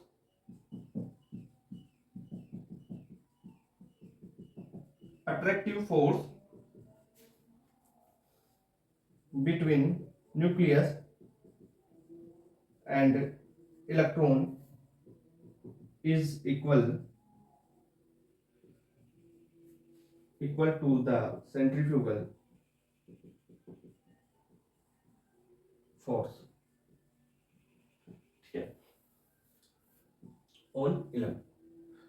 कैसे, देखो attractive force between nucleus and electron is equal to the centrifugal force on electron. Electron पे सेंट्रीफ्यूगल फोर्स क्या लगेगा, उसकी वैल्यू लिखता हूं। देखो जैसे मैंने बोला इलेक्ट्रोस्टैटिक फोर्स, देखो अट्रैक्टिव फोर्स और सेंट्रीफ्यूगल फोर्स को बराबर करना है, तो के जेड ई दूसरा ई, ठीक है, के Q1 Q2 upon r square, force यही तो होगा, तो ये आर स्क्वायर, ये किसके बराबर होगा, mv स्क्वायर बाई आर के, सेंट्रीफ्यूगल फोर्स के, ठीक है। न्यूक्लियस और इलेक्ट्रॉन के बीच में जो फोर्स लग रहा है, ये न्यूक्लियस है ये इलेक्ट्रॉन है, इनके बीच में जो फोर्स लग रहा है वो सेंट्रीफ्यूगल फोर्स ऑन इलेक्ट्रॉन के बराबर है। और ये न्यूक्लियस का चार्ज जेडी और ई चार्ज है इलेक्ट्रॉन का, ठीक है। तो इसको क्या लिख सकता हूं मैं, यहां से के जेड ऐसे लिख सकता हूं ना, देखो यहां पे लिख देता हूं आगे, k Z e square upon r square is equal to m v square upon r. ये बहुत काम की चीज है, आपको आगे काम आएगी। ठीक है, अपन रेडियस निकालेंगे, वेलोसिटी निकालेंगे तो काम आती है ना। थर्ड पॉइंट क्या था, इसने बोला electron can revolve only in those orbitals in which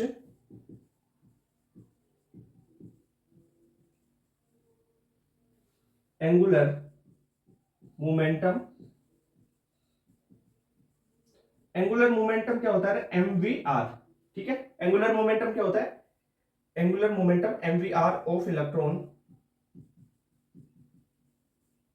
angular momentum of electron is integral multiple of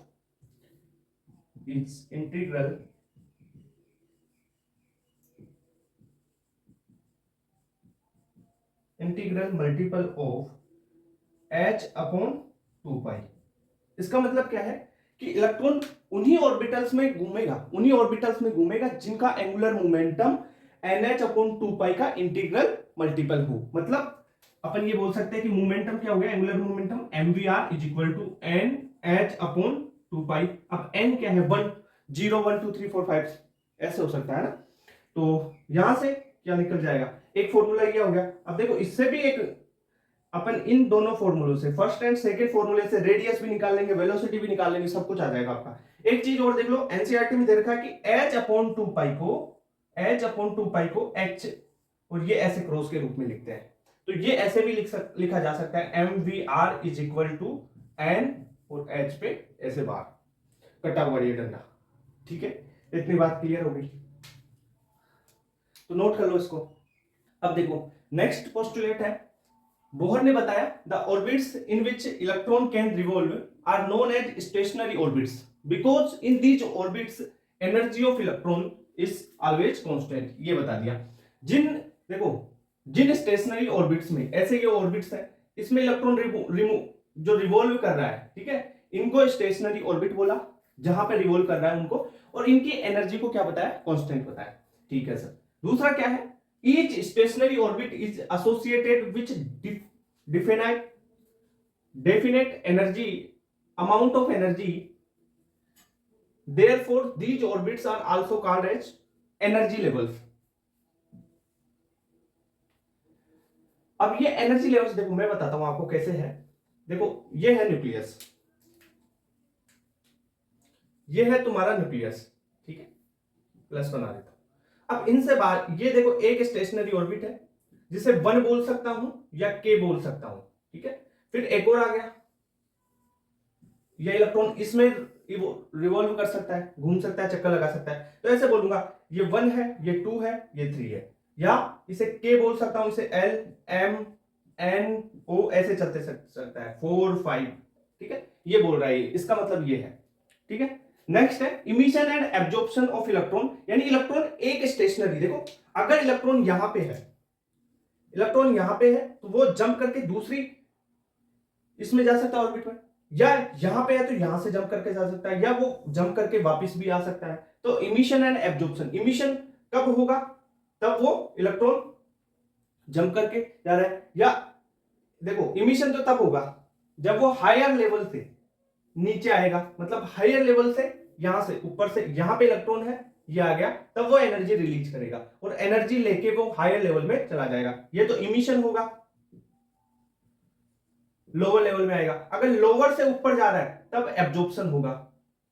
समझ गए, यहां से यहां तक, फिर यहां से यहां तक। ये बात समझ में आ गई क्या? Okay sir.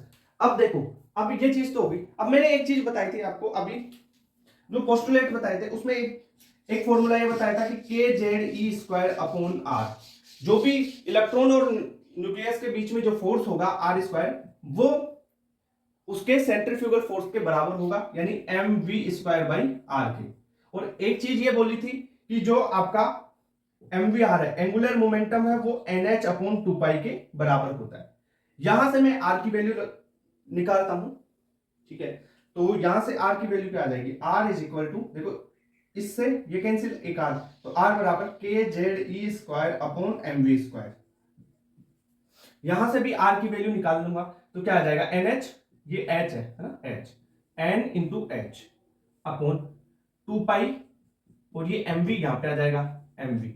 अब देखो आर की वैल्यू है, दोनों आर की वैल्यू बराबर कर दूं दोनों को, तो मैं ऐसे कर दूं k Z e square upon m v square is equal to n h upon 2 pi m v. अब देखो एक वी से, इस एक वी से ये एक वी कट जाएगा, स्क्वायर कैंसिल हो गया। अब यहां पे v की वैल्यू निकाल लो, इस v को इधर ले जाऊंगा और सारी टर्म को इसके नीचे लाऊंगा, तो क्या हो जाएगा, देखो इस v को, तो ये हो जाएगा 2, अगर मैं इस v को यहां पे और इसको यहां पे लेके आऊं तो क्या हो जाएगा, k की वैल्यू भी रख दूं क्या यहाँ पे, 1/4 पाई एप्सिलॉन नॉट है। k की वैल्यू क्या होती है, ये देखो यहाँ पे डायरेक्ट लिख देंगे फिर, है ना, 1/4 पाई एप्सिलॉन नॉट होती है k। फिजिक्स में पढ़ा होगा ना, ये तो पढ़ा होगा फिजिक्स में। तो क्या हो जाएगा, देखो 4 पाई, तो ये क्या हो जाएगा 2 pi e square upon 4 pi epsilon naught h, और जेड ऊपर आ जाएगा और एन की वैल्यू नीचे आ जाएगी। ये देखो अब ये जो सारी वैल्यू है ना, ये तो एक कांस्टेंट की तरह काम करेगी भाई। 2 पाई की वैल्यू पता है, ई का चार्ज पता है तुम्हारे को, है ना, 4 पाई की वैल्यू पता है, एप्सिलॉन नॉट की पता है 8.85, है ना, इंटू 10⁻⁻12, एच की वैल्यू पता है 6.6 इंटू 10⁻⁻34। तो इसकी वैल्यू अगर मैं यहाँ पे पुट कर दूं सारी वैल्यूज, तो v किस पे डिपेंड कर रहा है, ये तो कांस्टेंट है, v जेड अपॉन एन पे डायरेक्टली प्रोपोर्शनल है। तो ये फॉर्मूला सबसे इंपॉर्टेंट है, v किसके प्रोपोर्शनल है, जेड बटे एन के, पहली बात। तो v की वैल्यू क्या होती है सर, v अगर इस कांस्टेंट की वैल्यू निकालूं तो आती है 2.18 इंटू 10⁻6 जेड बाई एन, ये आ जाएगी तुम्हारी मीटर पर सेकेंड में। अगर सेंटीमीटर में निकालोगे तो फिर अलग आ जाएगी, 8 कर देना है। तो ये हो गया, v की वैल्यू निकाली ना यहाँ, अरे ये तो कैलकुलेशन करते जा, फाइनल तेरे को याद यही रखनी है, क्वेश्चन में यही आएगी। ये ले, इस बॉक्स को याद कर लेना, है ना। आर की वैल्यू, इसी से आर की वैल्यू निकाल लोगे, वो देखो यहां पे बता देता हूं मैं।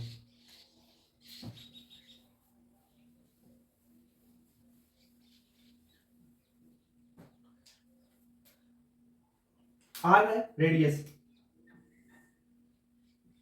देख कैसे निकालोगे, यहां से v की वैल्यू निकाल, यहां से v की वैल्यू निकाल, और दोनों की v की वैल्यू को इक्वेट कर दे, बराबर कर दोगे।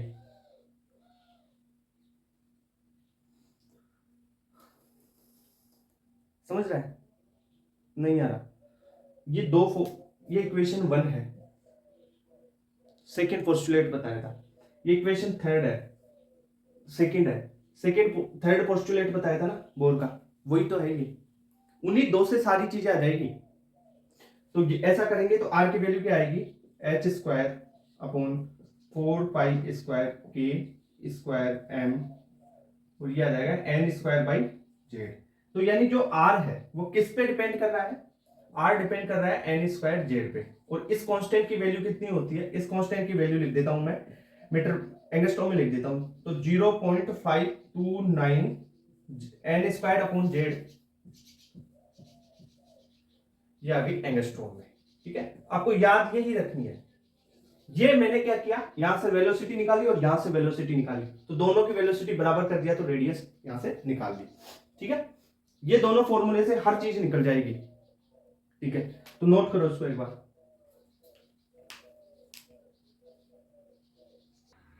कर लिया, बेटा दो सर फिजिक्स वाला बता दो। देख फिजिक्स में भी यही फॉर्मूले है, देख थोड़ा सा बस यहाँ पे एक फॉर्मूला और आ जाता है फिजिक्स में, वेलोसिटी की एक और आ जाता है, क्या आएगा बताऊं, देखो वेलोसिटी इज इक्वल टू, वहां पे c by 137 into Z by n, बस ये फॉर्मूला फिजिक्स में और चलता है।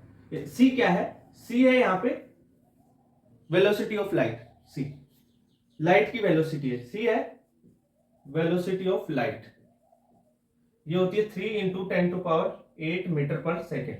ये ले, ये फिजिक्स का फॉर्मूला हो गया, खत्म है। फिजिक्स में पढ़ना नहीं पढ़ना कोई दिक्कत नहीं है, ये एटॉमिक स्ट्रक्चर यहाँ से पढ़ लेना, और वहां पढ़ोगे तो रिवीजन हो जाएगा, ट्यूशन लगा लेना वहां पे मैं भाई क्वेश्चन कम करा रहा हूँ, उसके कॉन्सेप्ट ज्यादा दे रहा हूँ तुम्हारे को, ठीक है। तो वेलोसिटी का ये फॉर्मूला और याद रख लो, कोई दिक्कत नहीं।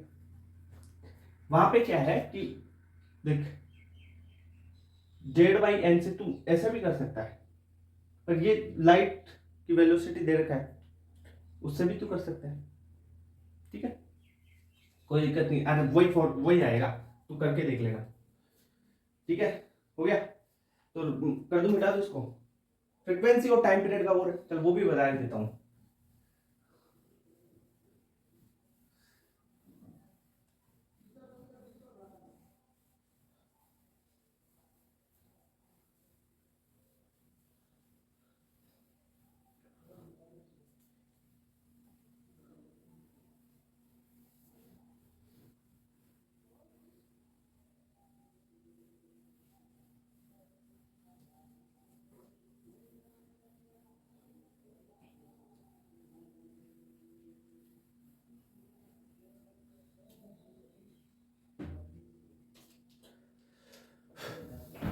देखो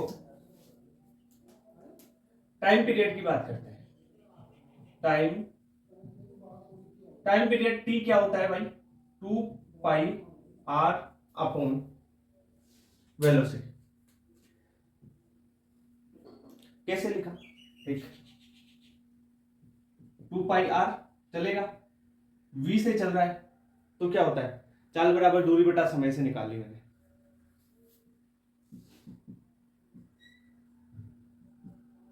यहां से टाइम निकाल ले, टाइम क्या हो जाएगा, डिस्टेंस अपॉन वेल स्पीड, वही तो लिखा।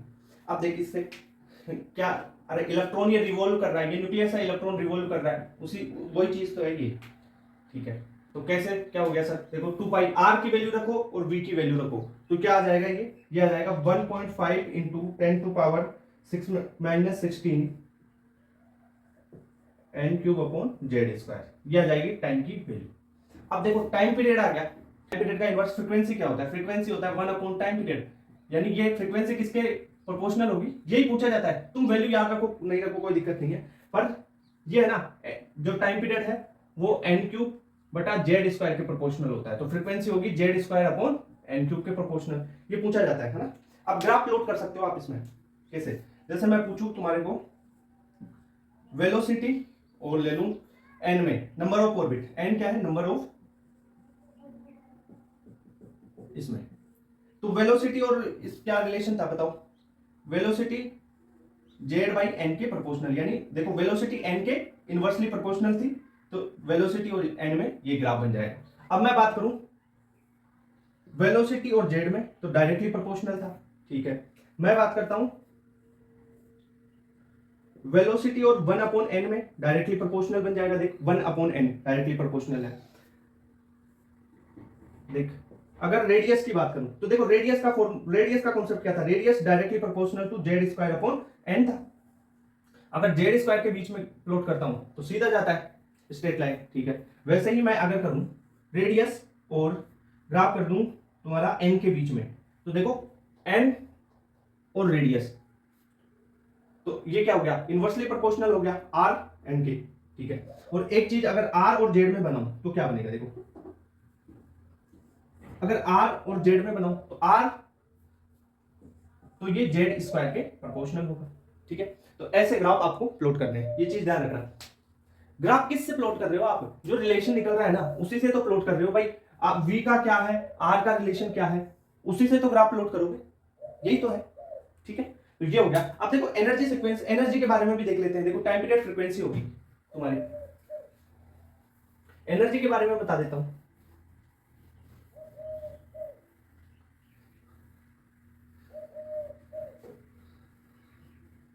ये ग्राफ नहीं बनाएगा, और बना लेना, आर और एन में रिलेशन बता दिया ना, उससे तो बना लेना, और बनाए थे ना उसके जैसे ना, हाँ। अब देखो थोड़ा बहुत एनर्जी के बारे में देखते हैं अपन। एनर्जी की बात करूं, अगर काइनेटिक एनर्जी की बात करूं तो काइनेटिक एनर्जी क्या होगी, k Z e square upon r. ये समझ में आया क्या थोड़ा बहुत? 2r होगी ना, 2r सॉरी, टोटल एनर्जी होगी k Z e square upon r, और ये होगी -1। टोटल एनर्जी भाई माइनस में होगी पर 2r होगी ना, यानी अपन ये बोल सकते हैं कि काइनेटिक एनर्जी और टोटल एनर्जी में रिलेशन क्या होगा, वैल्यू तो सेम होगी पर एक दूसरे की नेगेटिव होगी, अपोजिट होगी। पोटेंशियल एनर्जी की बात करूं तो ये होती है, ये होगी minus k Z e square upon r, ये आर होती है। ये दोनों चीज बताओगे। देखो इसमें ग्राफ होता है, ग्राफ बता देता हूं उनका तीनों का। काइनेटिक एनर्जी पॉजिटिव है आर में, और एनर्जी में ग्राफ प्लॉट करता हूं। देखो काइनेटिक एनर्जी और आर में ग्राफ प्लॉट करता हूं, ठीक है, इनवर्सली प्रोपोर्शनल है, ठीक है सर। तो क्या ग्राफ बनेगा? इनवर्सली प्रोपोर्शनल का यही तो बनता है, पॉजिटिव में है तो इस बॉक्स में बन जाएगा यहाँ पे, ये तुम्हारा काइनेटिक एनर्जी का। अब मेरे को ये बताओ पोटेंशियल एनर्जी और टोटल एनर्जी क्या है? नेगेटिव में है, ठीक है, नेगेटिव में तो ग्राफ नीचे बनेगा। तो ये देखो टोटल एनर्जी का बन गया, टोटल एनर्जी का। पोटेंशियल एनर्जी तो देख नेगेटिव में आर है, ये यहां पे तो 2 है, कम हो रहा है ये, तो नेगेटिव में कम, ज्यादा हो गया, और ये ज्यादा है तो नेगेटिव में कम, तो ये और नीचे बन जाएगा। ये तुम्हारा आ जाएगा पोटेंशियल एनर्जी का ग्राफ, ठीक है। अब आप रिलेशन निकाल सकते हो कि पोटेंशियल एनर्जी काइनेटिक एनर्जी, देखो तीनों को बराबर रख के फॉर्मूले आप रेशियो निकाल सकते हो। क्या कई बार क्वेश्चन आता है कैसे, kinetic energy ratio total energy ratio potential energy. तो देखो के जेड ई स्क्वायर तो कैंसिल हो जाएगा, तो काइनेटिक एनर्जी क्या बचा 1/2, टोटल एनर्जी -1/2, और पोटेंशियल एनर्जी बचा -1। सबको 2 से मल्टीप्लाई कर दे तो 2 रेशियो -2, वो 1 रेशियो 2 से मल्टीप्लाई कर दे तो 1 रेशियो -1 रेशियो -हाफ, ठीक है। ये ऐसे रेशियो निकाल दोगे। अरे कैसे किया, के जेड ई स्क्वायर है तो के जेड ई स्क्वायर आर तो कॉमन है तीनों में, तो रेशियो में ये आ जाएगा।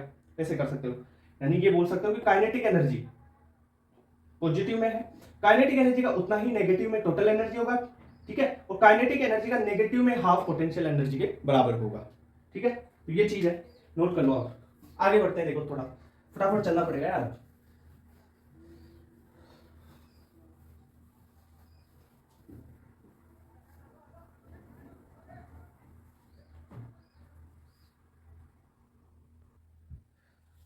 ठीक है, एनर्जी का देखो अभी फॉर्मूला बताया। अब देख वैल्यू कैसे निकालोगे, एनर्जी के फॉर्मूले की वैल्यू कैसे निकालोगे। देखो एनर्जी बोले आपको डायरेक्ट निकालने के लिए, तो आप कैसे निकालोगे, -13.6, ठीक है, Z square upon n square, ठीक है भाई, Z square upon n square की ये आ जाएगी आपकी इलेक्ट्रॉन वोल्ट में वैल्यू, ठीक है। अगर तुम्हारे को एनर्जी बोले वो जूल पर सेकंड में निकालने के, जूल में निकालने पर सेकंड थोड़ी लगेगा, जूल में निकालने के लिए बोले तो आप क्या करोगे, ये हो जाएगी -2.18 into 10 to power -18 Z square upon n square, ये आ जाएगी जूल में, ठीक है। तो एनर्जी की वेल्यू याद रखना। अब देखिए एक चीज है, मैंने बोला टोटल एनर्जी, तुम्हारे को पोटेंशियल एनर्जी काइनेटिक एनर्जी सबकी वैल्यू बताइए। टोटल एनर्जी की वैल्यू है माइनस, यही है टोटल एनर्जी की लिख रहा हूं यहाँ पे वैल्यू, ये -13.6 Z square upon n square electron volt में। अगर मैं तुम्हारे को बोलूं पोटेंशियल एनर्जी, तो पोटेंशियल एनर्जी होती क्या है, पोटेंशियल एनर्जी क्या होगी, दुगना होगी किसका, टोटल एनर्जी का, तो यानी 2 इंटू टोटल एनर्जी हो जाएगी। ये बात तो क्लियर है, सही है। तो मैं लिख दूं पोटेंशियल एनर्जी को क्या लिख सकता हूं, -27.2 इंटू, इससे ही कर लेते हैं ना, चलो, Z square upon n square electron volt में आ गई, ठीक है, ओके सर। अगर मैं बात करूं काइनेटिक एनर्जी की, तो काइनेटिक एनर्जी क्या हो जाएगी, प्लस में, ये माइनस में, काइनेटिक एनर्जी प्लस में होगी, प्लस में तो जो है आपकी टोटल एनर्जी के बराबर होगी, तो ये हो जाएगी +13.6 Z square upon n square की वैल्यू आ जाएगी। ये चीज होगी, समझ में आया क्या। अब देखिए मैं एक चीज बोलूंगा तुम्हारे को, एनर्जी लेवल्स की बात करते हैं, जैसे n बराबर 1, n बराबर 2, n बराबर 3, इनमें 1 से 2 में जा रहा है, 2 से 3 में जा रहा है, इन एनर्जी लेवल्स की वैल्यू निकाल लोगे आप कैसे। अगर अपन हाइड्रोजन की बात करें, for hydrogen atom,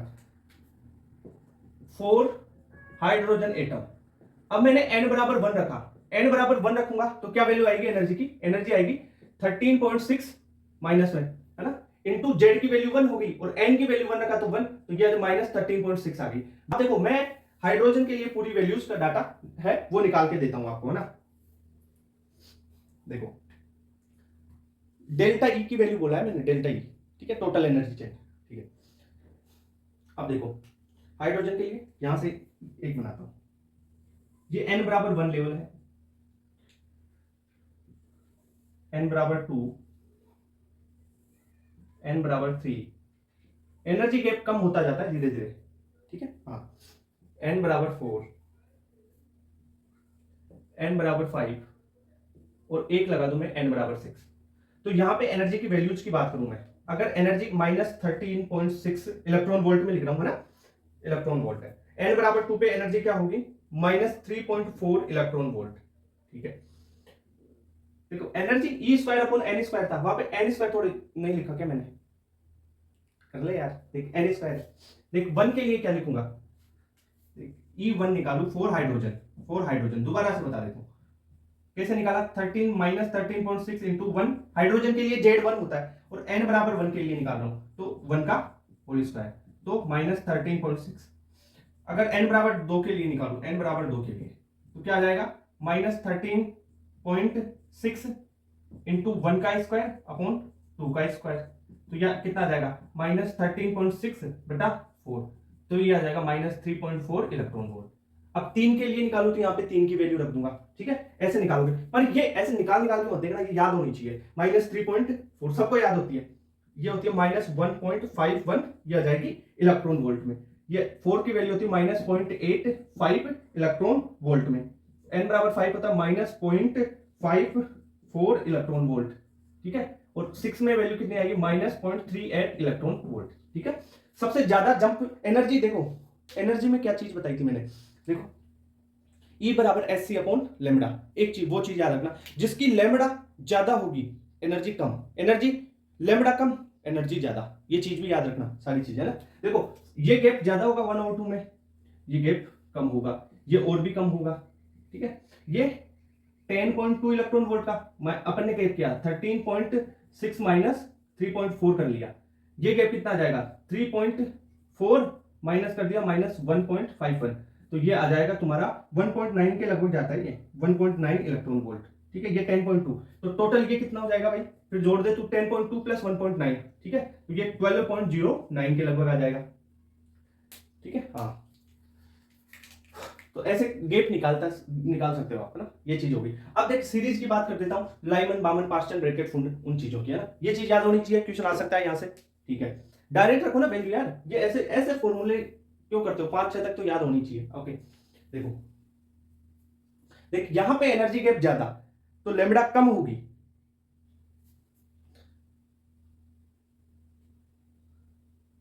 ten point two है, यहां पे तो 1.9 ही है, 0.66 है, ऊपर का लिख दूंगा, मैं तो लिख दूंगा 0.66 इलेक्ट्रॉन वोल्ट हो गया, 0.31 इलेक्ट्रॉन वोल्ट, निकाल ले जा, वही चीज है, इलेक्ट्रॉन वोल्ट वी लगा। ठीक है, ये हो गया, तो इतना कर लोगे। अब देख लाइमन बामर पास्टन ब्रैकेट फुंड सीरीज की बात कर लेते हैं ना,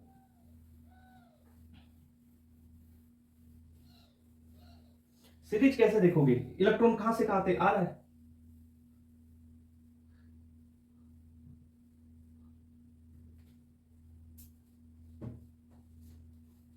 देखो अगर इलेक्ट्रॉन, इसी की बात कर लेते हैं, इसको थोड़ा और सही कर लेते हैं ना, एनर्जी रहने दो, है ना, अगर इलेक्ट्रॉन कहीं से भी फाइनल से आ रहा है 1 पे, कहीं से भी आए और 1 पे आए, फाइनल क्या है 1, इनिशियल कुछ भी हो सकता है, इनफाइनाइट से लेके और 2 से लेके 3, 3, 4, 5, 6, 7, यहां से कहां पे आए 1 पे आए, n बराबर 1 पे, एक सीरीज ये बनती है। दूसरी सीरीज कैसे, कहीं से भी आके सेकंड पे रुक जाए, ठीक है, वो एक सीरीज बन जाएगी। एक सीरीज ऐसे बन सकती है क्या भाई, वो इलेक्ट्रॉन है कहीं से भी आ रहा है और आके थर्ड पे रुक जाए, n बराबर 3 पे, या n बराबर 4 पे आके रुक जाए, ठीक है, 5 से, या और कहीं ऊपर से, तो ऐसे सीरीज चलती है। अब इलेक्ट्रॉन n बराबर 1 में आया तो इसे कौन सी सीरीज बोलेंगे, n बराबर 2 में आ गया क्या बोलेंगे, n बराबर 3 में आ गया क्या बोलेंगे, उसकी बात करते हैं ना। तो series Lyman Balmer Paschen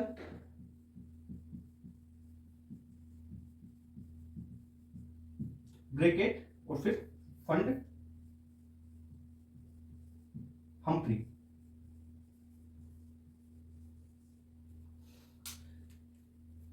N बराबर एन फाइनल यानी कहां पे आके रुकता है, एन फाइनल है अगर मान लो 1 एक में आता है, कहीं से भी आए, ऊपर कहीं से 2 से आए, 3 से आए, 4 से आए, 5 से आए, इनफाइनाइट कहीं से भी आए, अगर 1 में आता है, आता कहां से, इनिशियल क्या है वो 2 से भी आ सकता है, 3 से भी आ सकता है, 4 से भी आ सकता है, ऐसे इनफाइनाइट तक कहीं से भी आ सकता है। 1 में आ जाए, n बराबर 1 में लाइमन सीरीज होगी। अगर 3 से आए, 4 से आए, 5 से आए, इनफाइनाइट कहीं से भी आए और 2 में आ जाए, 2 में आ जाए, n बराबर 2 लेवल पे आ जाए, तो उसे बोलेंगे क्या, बालवर। 3 में आए, कहां से, 4 5 6 7 कहीं या इनफाइनाइट कहीं से भी आए, 3 में आ रहा है, उसे बोलेंगे पास्चर। अगर 4 में आता है, 5 से आएगा, 6 से आएगा, 7 से आ सकता है, 8 से आ सकता है, ठीक है, इनफाइनाइट कहीं से भी आए ऊपर से, तो वो ब्रैकेट होगी सीरीज। यहां पे सीरीज लिख लो, सीरीज का नाम लिख रहा हूं ये, लाइमन बामन पास्चर ब्रैकेट फंड हम्फ्री। 5 में आए, 6 में आए, तो हम्फ्री 5 में आएगा तो फंड। 5 में 6 से भी आ सकता है, 7 से, 8 से, 9 से, इनफाइनाइट कहीं से भी, है ना, 7 8 9 इनफाइनाइट कहीं से भी, है ना, तो ये हो जाएगी हम्फ्री। ये चीज पता हो गया। अब इनकी वो रेंज भी लिख देता हूं ना, एक बार ट्यूशन में पूछ लिया था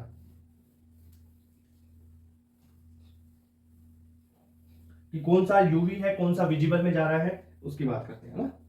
तो देखो आपको क्या ध्यान रखना है, जो लाइमन सीरीज है वो यूवी होगी, यूवी लाइट में, ठीक है, यूवी रेज में, ठीक है। बाल्मर सीरीज होगी वो विजिबल होगी, यानी विब्योर 400 से 700 नैनोमीटर के बीच में।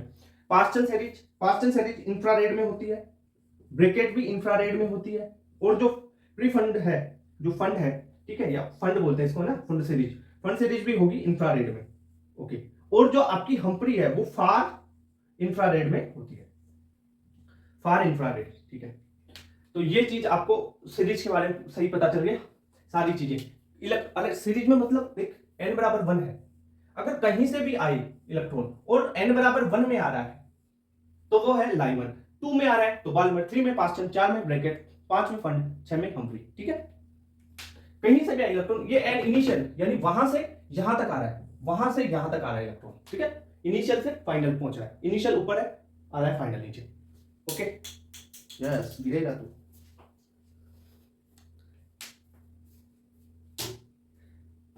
सॉरी चल लिख ले इसको।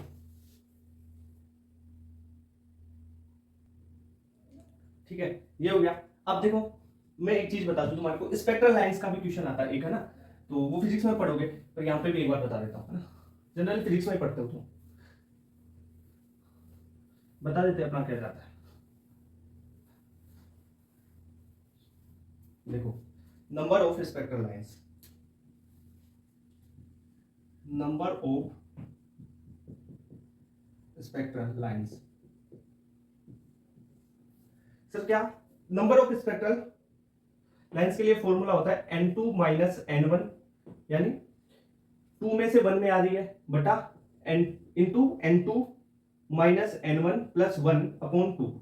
इसका मतलब क्या है, पहले तो स्पेक्ट्रल लाइन का मतलब समझो। स्पेक्ट्रल लाइन का मतलब क्या है, देखो मैं ऐसे बोलता हूं n बराबर 2 है ये, अगर 2 से इलेक्ट्रॉन n बराबर 1 में आएगा तो ये एक ही कंडीशन हो सकती है, 2 से 1 में, ये है स्पेक्ट्रल लाइन, 1 आ गया, 1 में आ गया, 3 से 1 में आएगा तो 3 से एक बार, 3 से देखो 2 में आ सकता है, फिर 2 से 1 में भी आ सकता है, फिर क्या हो जाएगा, 1 से 3 हो गया, 2 से 1 हो गया, और 1 से ये हो गया, तो 3 उसमें बन जाएगी ऐसे। तो इसका अगर ऐसे देखो तो ठीक है, कॉन्सेप्ट से, वरना ये फॉर्मूला है। देखो फॉर एग्जांपल मैं बात करता हूं, n2 मतलब वो इलेक्ट्रॉन है ना, वो आ रहा है 5, n बराबर 5 से आ रहा है वो n बराबर 1 में, ऐसा कर लेता हूं। तो इसके लिए आपको निकालनी है नंबर ऑफ स्पेक्ट्रल लाइंस, कितनी होगी, 5 माइनस 1, 5 माइनस 1 प्लस 1, ठीक है, बटा 2, 4 तो ये हो गया, 5 4 इंटू 5 अपॉन 2, तो ये 10 स्पेक्ट्रल लाइंस बन जाएगी। क्लियर बात। अब ऐसे पूछ लिया जाए, देखो जैसे उसने बोला लाइन ऑफ, ये चीजें तो बता चुका ना तुम्हारे को, लाइमन बामर वगैरह ये तो, है ना, लाइन ऑफ लाइमर सीरीज, चलो एक बार बोल देता हूं। अब लाइमर सीरीज जो 5 से आ रहा है 1 में, तो 5 to 1 हो गया, 5 to 1। अब कितनी लाइमन बनेगी भाई, ये 1 2 3 4 5 5 है, तो वो 5 से 1 में आ सकता है, वो 4 से 1 में आ सकता है, वो 3 से 1 में आ सकता है, 2 से 1 में आ सकता है। यही तो है, यही तो बोला मैंने। ये n बराबर 1 है, लाइमन है, ये 5 है, n बराबर 5, 4 3 2, 5 से 1 में, 4 से 1 में, 3 से 1 में और 2 से 1 में, ये हो गई आपकी लाइमन। n बराबर 1 में आ रहा है तो n बराबर 2 में आएगा, 5 से 2 में, फिर 4 से 2 में, 3 से 2 में, ऐसे वो हो गई बामर। ठीक है, तो लाइमन कितनी बन गई, 1 2 3 4, 4 स्पेक्ट्रल लाइन बन गई इसमें लाइमन में। ठीक है, स्पेक्ट्रल लाइंस है ये, लाइंस का मतलब स्पेक्ट्रल लाइंस। अगर मैं पूछूं स्पेक्ट्रल लाइंस ऑफ बाल्मर में, बामर या बाल्मर, ठीक है, बाल्मर भी बोलते हैं, बामर भी लिखते हैं, कई बार बामर भी लिख देते हैं इसको ना। तो बामर में आएगा तो 5 से 2 में आएगा, 5 से 2 में आएगा तो देखो 5 से 2 के लिए क्या हो सकता है, देखिए यहां पे देखिए 1 2 3 4 5, n बराबर 1 2 3 4 5। अब देख 2 में आ रहा है, बाल्मर तभी होगा 2 में, तो 5 से 2 में आ सकता है, 3 4 से 2 में, 3 से 2 में, तो कितनी लाइन बनी, 3 स्पेक्ट्रल लाइन बनी, तो ये कितनी बन जाएगी, 3 स्पेक्ट्रल लाइन। ठीक है, तो ऐसे कर लोगे क्वेश्चंस को, ये फॉर्मूला फिजिक्स में चलता है, सब में चलेगा ये फॉर्मूला। ठीक है, नोट कर लो इसको। अब एनर्जी का फॉर्मूला भी एक बार आपको बता ही देता हूं।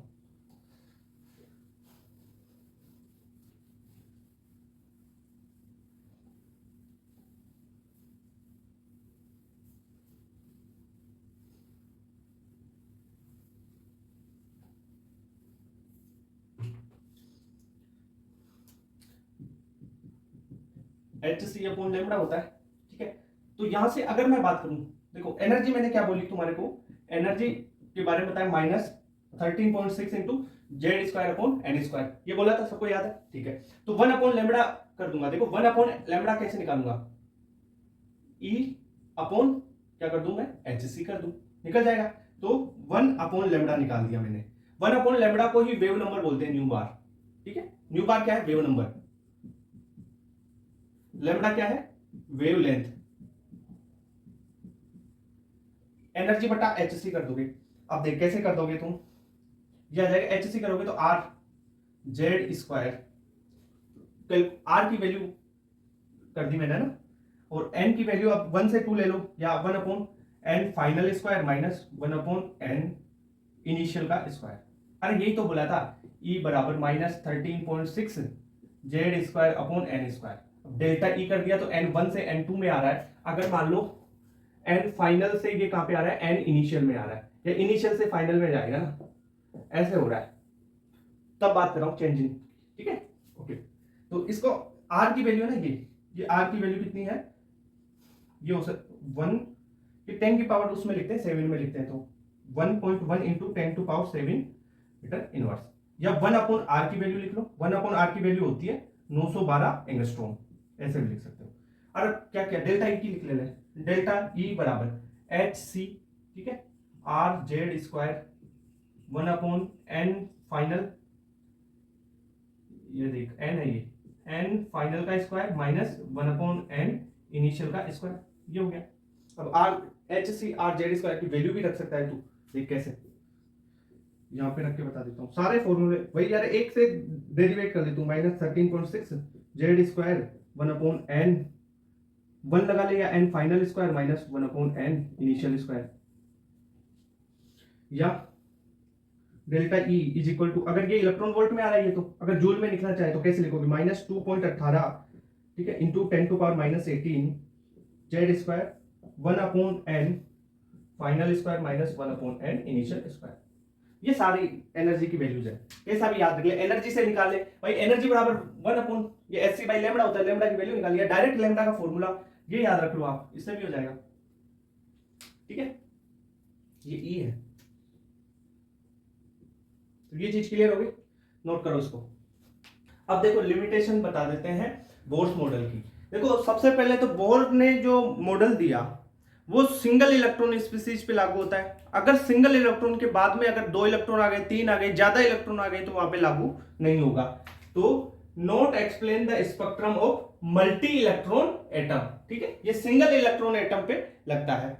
दूसरी बात इसने बोला कि why the angular momentum of revolving electron is equal to NH/2 pi has not been explain by Bohr model. Bohr ने क्या बोला था कि जो mvr है वो nh अपॉन 2 के इक्वल होगा। इलेक्ट्रॉन उन्हीं कक्षाओं में रिवॉल्व करेगा जिनका एंगुलर मोमेंटम h अपॉन 2 होगा, ये बोला।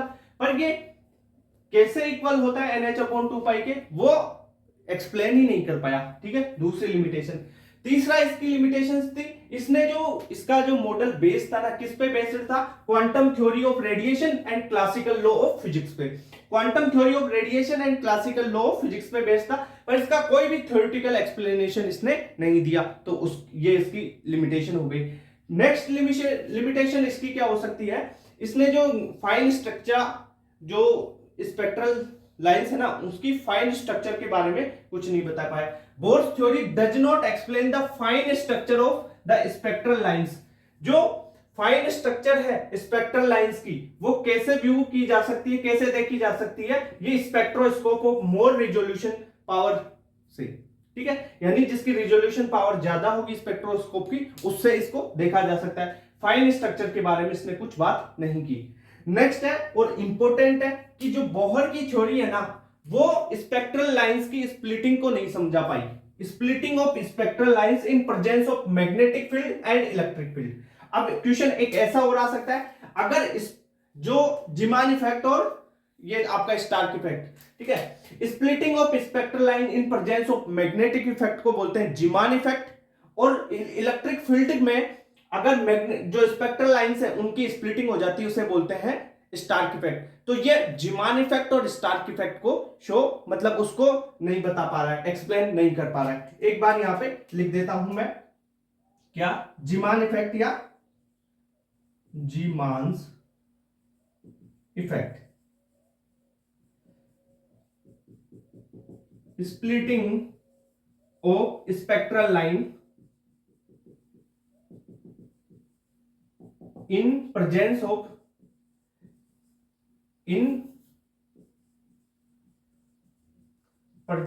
मैग्नेटिक फील्ड, इसे जिमान इफेक्ट बोलते हैं।